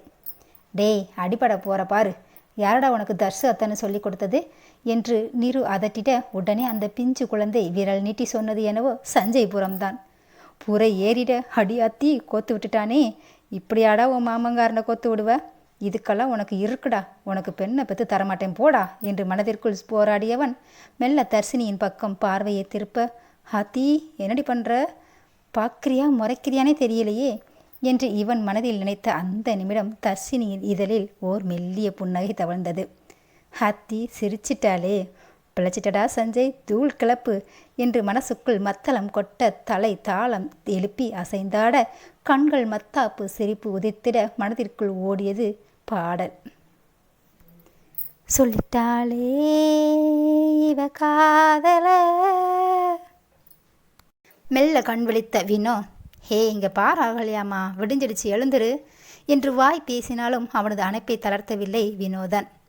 இன்னும் கொஞ்ச நேரம் தூங்கிக்கிறேனே என்றவள் இன்னும் நன்றாக அவனது மார்புக்குள் அழுத்தமாக முகத்தை புதைத்திட, அவளது இதழ்கள் அவனது வெற்று மார்பில் உரசிட, வினோவோ இவளை வச்சுக்கிட்டு நேரங்காலம் தெரியாமல் நம்மளை வேற உசுப்பி விடுறாளே என்றவன் தனது உணர்வுகளை அடக்கி கொண்டபடி, மா இதோ வரேம்மா என்றிட, எனது அத்தையா என்று அலறியவள் ஓடியே விட்டாள் குளியல் அறைக்குள். உஃப் என பெருமூச்சு விட்டவன், இவளை கிளப்புறதுக்குள்ளே என்ன இருந்தாலும் என் மனைவி எப்படி பார்த்தாலும் இவ்வளோ அழகாக இருக்கக்கூடாது, மனுஷனுக்கு மூடு ஏறுதில்ல, அழகு செல்லண்டி நீ என்று சொன்ன வினோவின் உதட்டில் ஓர் மந்தகாச புன்னகை. அங்கோ சஞ்சயின் பார்வை மொத்தமும் அவன் அருகில் இருக்கும் மனையாளிடம்தான். மகிக்குட்டியை அணைத்தபடி உறங்கிக் கொண்டிருக்கும் தர்ஷினியை தான் பார்த்து கொண்டிருந்த சஞ்சயின் மனமோ, என்னை தவிர எல்லார்கிட்டையும் நல்லா வாய்கிலேயே பேசுவா, இப்போ பாரு இந்த அநியாயம் எங்கேயாச்சும் நடக்குமா? கல்யாணம் முடிஞ்ச புதுசில் புருஷனை அணைச்சிட்டு தூங்காமல் பிள்ளையை அணைச்சிட்டு தூங்குறத பாரு என்று மனதிற்குள் சொன்னவனின் பார்வை அவர்கள் இருவர் முகத்தையும் தான் அளவிட்டது. இவளுக்கும் இந்த குழந்தைக்கும் என்ன வித்தியாசம்? இவளே குழந்தை போல தான் இருக்கா, இதில் இவளுக்கு ஒரு குழந்தை இருந்தாலும் ஏன் தர்ஷினி அளவுக்கு யாரும் அடிச்சுக்க முடியாதுல்ல என்று நினைத்தவன் உதட்டில் ஓர் மந்திர புன்னகை. பின்னே தர்ஷினி தூங்கி கொண்டு இருந்த விதம் அப்படி. நீங்கள் என்ன நினைக்கிறீங்கன்னு தெரியுது, ஆனால் அது அப்படி இல்லைங்க. மகிக்குட்டி தனது வலது கையை தலைக்கு முட்டு கொடுத்து உருக்களித்து இதழ் பிரித்து உறங்கிட, அதே போல்தான் தர்ஷினியும் தூங்கி கொண்டிருந்தாள். அப்படி தூங்கினால் இருவரையும் பார்க்க ஒரே போல்தானே தெரியும். இதைத்தான் நானும் சொல்ல வந்தேன். அதற்குள் மகி லேசாக உதடு பிதுக்கி இமைகளுக்குள் கண்களை உருட்டிட, ஹாத்தி ஜான்சிராணி, நான் இப்படி இவ்வளோ பார்த்துட்டு இருக்கிறத பார்த்தா அவ்வளவுதான். டே சஞ்சய் உசாருடா என்று மனசாட்சி எச்சரிக்க, இந்த தூங்கிட்டோம்ல என்று சொல்லிக்கொண்டே மறுபுறமாய் மெல்ல திரும்பி படித்து கொண்டான் சஞ்சய். இப்படி அந்த அரண்மனை வீட்டில் இருந்த அனைவரும் எழுந்து குளித்து காலை உணவு சாப்பிட டைனிங் ஹாலில் ஆஜரானார்கள். ஒரு வழியாக வினோ அகல்யா வாழ்க்கை பயணம் ஆரம்பித்திருந்த அதே நேரம் இப்பொழுது சஞ்சய் தர்ஷினி வாழ்க்கை பயணத்திற்கும் கிரீன் சிக்னலாக தர்ஷினியின் புன்னகை ஒளிர்ந்திட ஆக கடைசி இவர்களுக்கு எல்லாம் முதலாக உறுதி செய்யப்பட்டு இப்பொழுதும் திருமணமும் நடந்து முடிந்து இருந்தாலும் கங்காவின் விலகலால் இன்னும் ஒட்டாமலே சென்று கொண்டிருக்கின்றனர் வாழ்க்கை பயண துவக்கத்தில். அன்று பகலில் மூவரின் திருமண நிகழ்வை குடும்பத்தினர் அனைவரும் வீடியோவில் பார்த்து மகிழ்ந்த அதே நேரம் விஸ்வாவின் பார்வை கங்காவின் மீதுதான் இருந்தது. அங்கிருந்த அனைவரின் பார்வையும் வீடியோ பார்த்து ஒருவரை ஒருவர் கமெண்ட் பண்ணி கொண்டிருக்க, ஆனால் கங்காவின் பார்வை என்னவோ ஒளித்திரையில்தான் இருந்தது. அவளும் அவர்கள் அனைவருடனும் அமர்ந்திருந்தாலும் அவளது மனதின் நினைவுகள் வேறு எங்கோ இருக்க அவள்தான் எவர் பேசுவதையும் கவனிக்கவே இல்லையே. இதை பார்த்த வினோ மெல்ல நகர்ந்து விஸ்வாவின் காதருகே குனிந்து, என்னடா விஸ்வா, கங்கா கண்ணை முடிச்சிட்டே தூங்குறா போல என்றவன் பின் விஸ்வாவின் பார்வை கங்காவை கேள்வியாய் புருவம் சுளித்து யோசனையில் ஈர்ப்பதை கண்டு கொண்டவன், இங்கே பார் விஸ்வா, நீயா பேசு, அப்போதான் கங்காவும் மனசு விட்டு பேசுவா, பேசினா தீராத பிரச்சனை இருக்குங்கிற என்றவனை பார்த்து புன்னகைத்த விஸ்வா, நிச்சயமாடா என்று ஒரு முடிவு எடுத்தவனாய் கங்காவை பார்த்திட, தட்ஸ் மை பிரதர் என தோளோடு அணைத்து கொள்ள, ஹே இருங்கடா நானும் வரேன் என விஸ்வாவின் மறுத்தோளோடு சேர்த்து அணைத்து கொண்டான் சஞ்சய். அன்று இரவு சாப்பாட்டை முடித்து அனைவரும் அவரவர் அறைகளில் சங்கமிக்க கங்காவோ அந்த அறை ஜன்னல் வழியாக வானத்தையே பார்த்து கொண்டிருந்தாள். அதனை அறையில் நுழைந்த விஸ்வா கண்டு கொண்டவன் மெல்ல நடந்து அவளை பின்னோடு அணைத்து கொண்டான். சட்டென தீ பட்டார் போல விலகி தள்ளி நின்றவளை பார்த்து லேசான கோபம் வந்தாலும் அதை மறைத்து கொண்டு, சரி நான் ஒன்று தொடர, இப்போ சொல்லு, உன் மண்டைக்குள்ள அப்படி என்னதான் ஓடிட்டுருக்கு என்றவன் அவளை கைப்பிடித்து கட்டிலில் அமர்த்தியவன். பின் அவனும் ஒரு காலை மடித்து அவள் புறமாக திரும்பி அமர்ந்தவன், சொல்லு என்பது போல் கங்காவையே பார்த்திருக்க அவளுக்கோ கண்கள் நீரால் திரையிட்டது. இல்லை, அன்னைக்கு நம்ம கல்யாணத்துக்கு முன்னாடி என ஆரம்பித்திட அவள் பேச்சில் நம்ம கல்யாணம் என்ற சொல்லில் இருந்தே புரிந்துவிட்டது அவள் மனம் அவர்களது திருமணத்தை ஏற்றுக்கொண்டது என்று. ஆனாலும் இவள் மனதில் என்னவோ ஒரு நிரடல் இருக்கத்தான் செய்கிறது. அதனை அறிந்து இவள் மனதை இன்று எப்படியாவது தெளிவுபடுத்திவிட வேண்டும் என்ற உறுதியுடன் லேசான ஒரு புன்னகையோடு அவளை பார்த்தாலும் அவளின் கண்கள் கலங்கியதைக் கண்டு இத்தனை அறியாமல் இவளை விட்டிருக்கக்கூடாது என அவனது மனம் வருந்தத்தான் செய்தது. நம்ம திருமணம் நடக்கும் ஒரு வாரத்துக்கு முன்னாடி தான் அவனை பார்த்தேன் என்று சொன்னவள் கண்களில் நீர் வடிய விஸ்வாவை தான் பார்த்தாள். வளைந்த புருவங்கள் சுருங்க கங்காவை பார்த்த விஸ்வா, யார என வினவ, தேவாவ என தயக்கத்துடன் சொன்னது என்னவோ விஸ்வாவுக்கும் தேவாவுக்கும் அறவே ஆகாது. இப்பொழுது அவனை பற்றி சொன்னால் இவன் கோபப்படுவானோ என தயங்கியபடி சொல்ல, என்ன சொல்ற, நீ அவனை எங்க பார்த்த என்ற அடுத்த கேள்வியை கேட்க அவனது கண்களில் இருந்து கோபமாக இருக்கிறான் என்று தெரிந்தாலும் இப்போ எந்த காரணத்திற்காக யார் மேலே கோபப்படுறானே தெரியலையே என மனதிற்குள் புலம்ப, மனமோ, ஏய் கங்கா, இப்போ அந்த தேவா மேலே கோபப்படுறானா இல்லை ஓம் மேலே கோபமாக இருக்கானானே தெரில என கேட்டு, ஒரு வேளை தேவா எதுக்கு இங்கே வந்தான், அதோடு வந்து உன்னை எதுக்கு சந்திச்சான்னு கோவப்படுறானோ, இல்லை நீ எதுக்கு அவனை பார்த்த, அதை எதுக்கு இப்போ வரைக்கும் நீ சொல்லலைன்னு ஓ மேலே கோவப்படுறானோ என மனம் கேள்வி எழுப்பி கொண்டிருக்க அதனுள் பயணித்தவளை, நான் கேட்ட கேள்விக்கு பதில் சொல்ல இன்னும் நல்ல நேரம் வரலையா என்று அதட்டலில்தான் நினைவுக்கு வந்தவள் அன்று நடந்ததை படபடவென ஒப்பித்தே விட்டாள். இதையெல்லாம் கேட்ட விஸ்வா ச என தலையில் தட்டி கொண்டான்.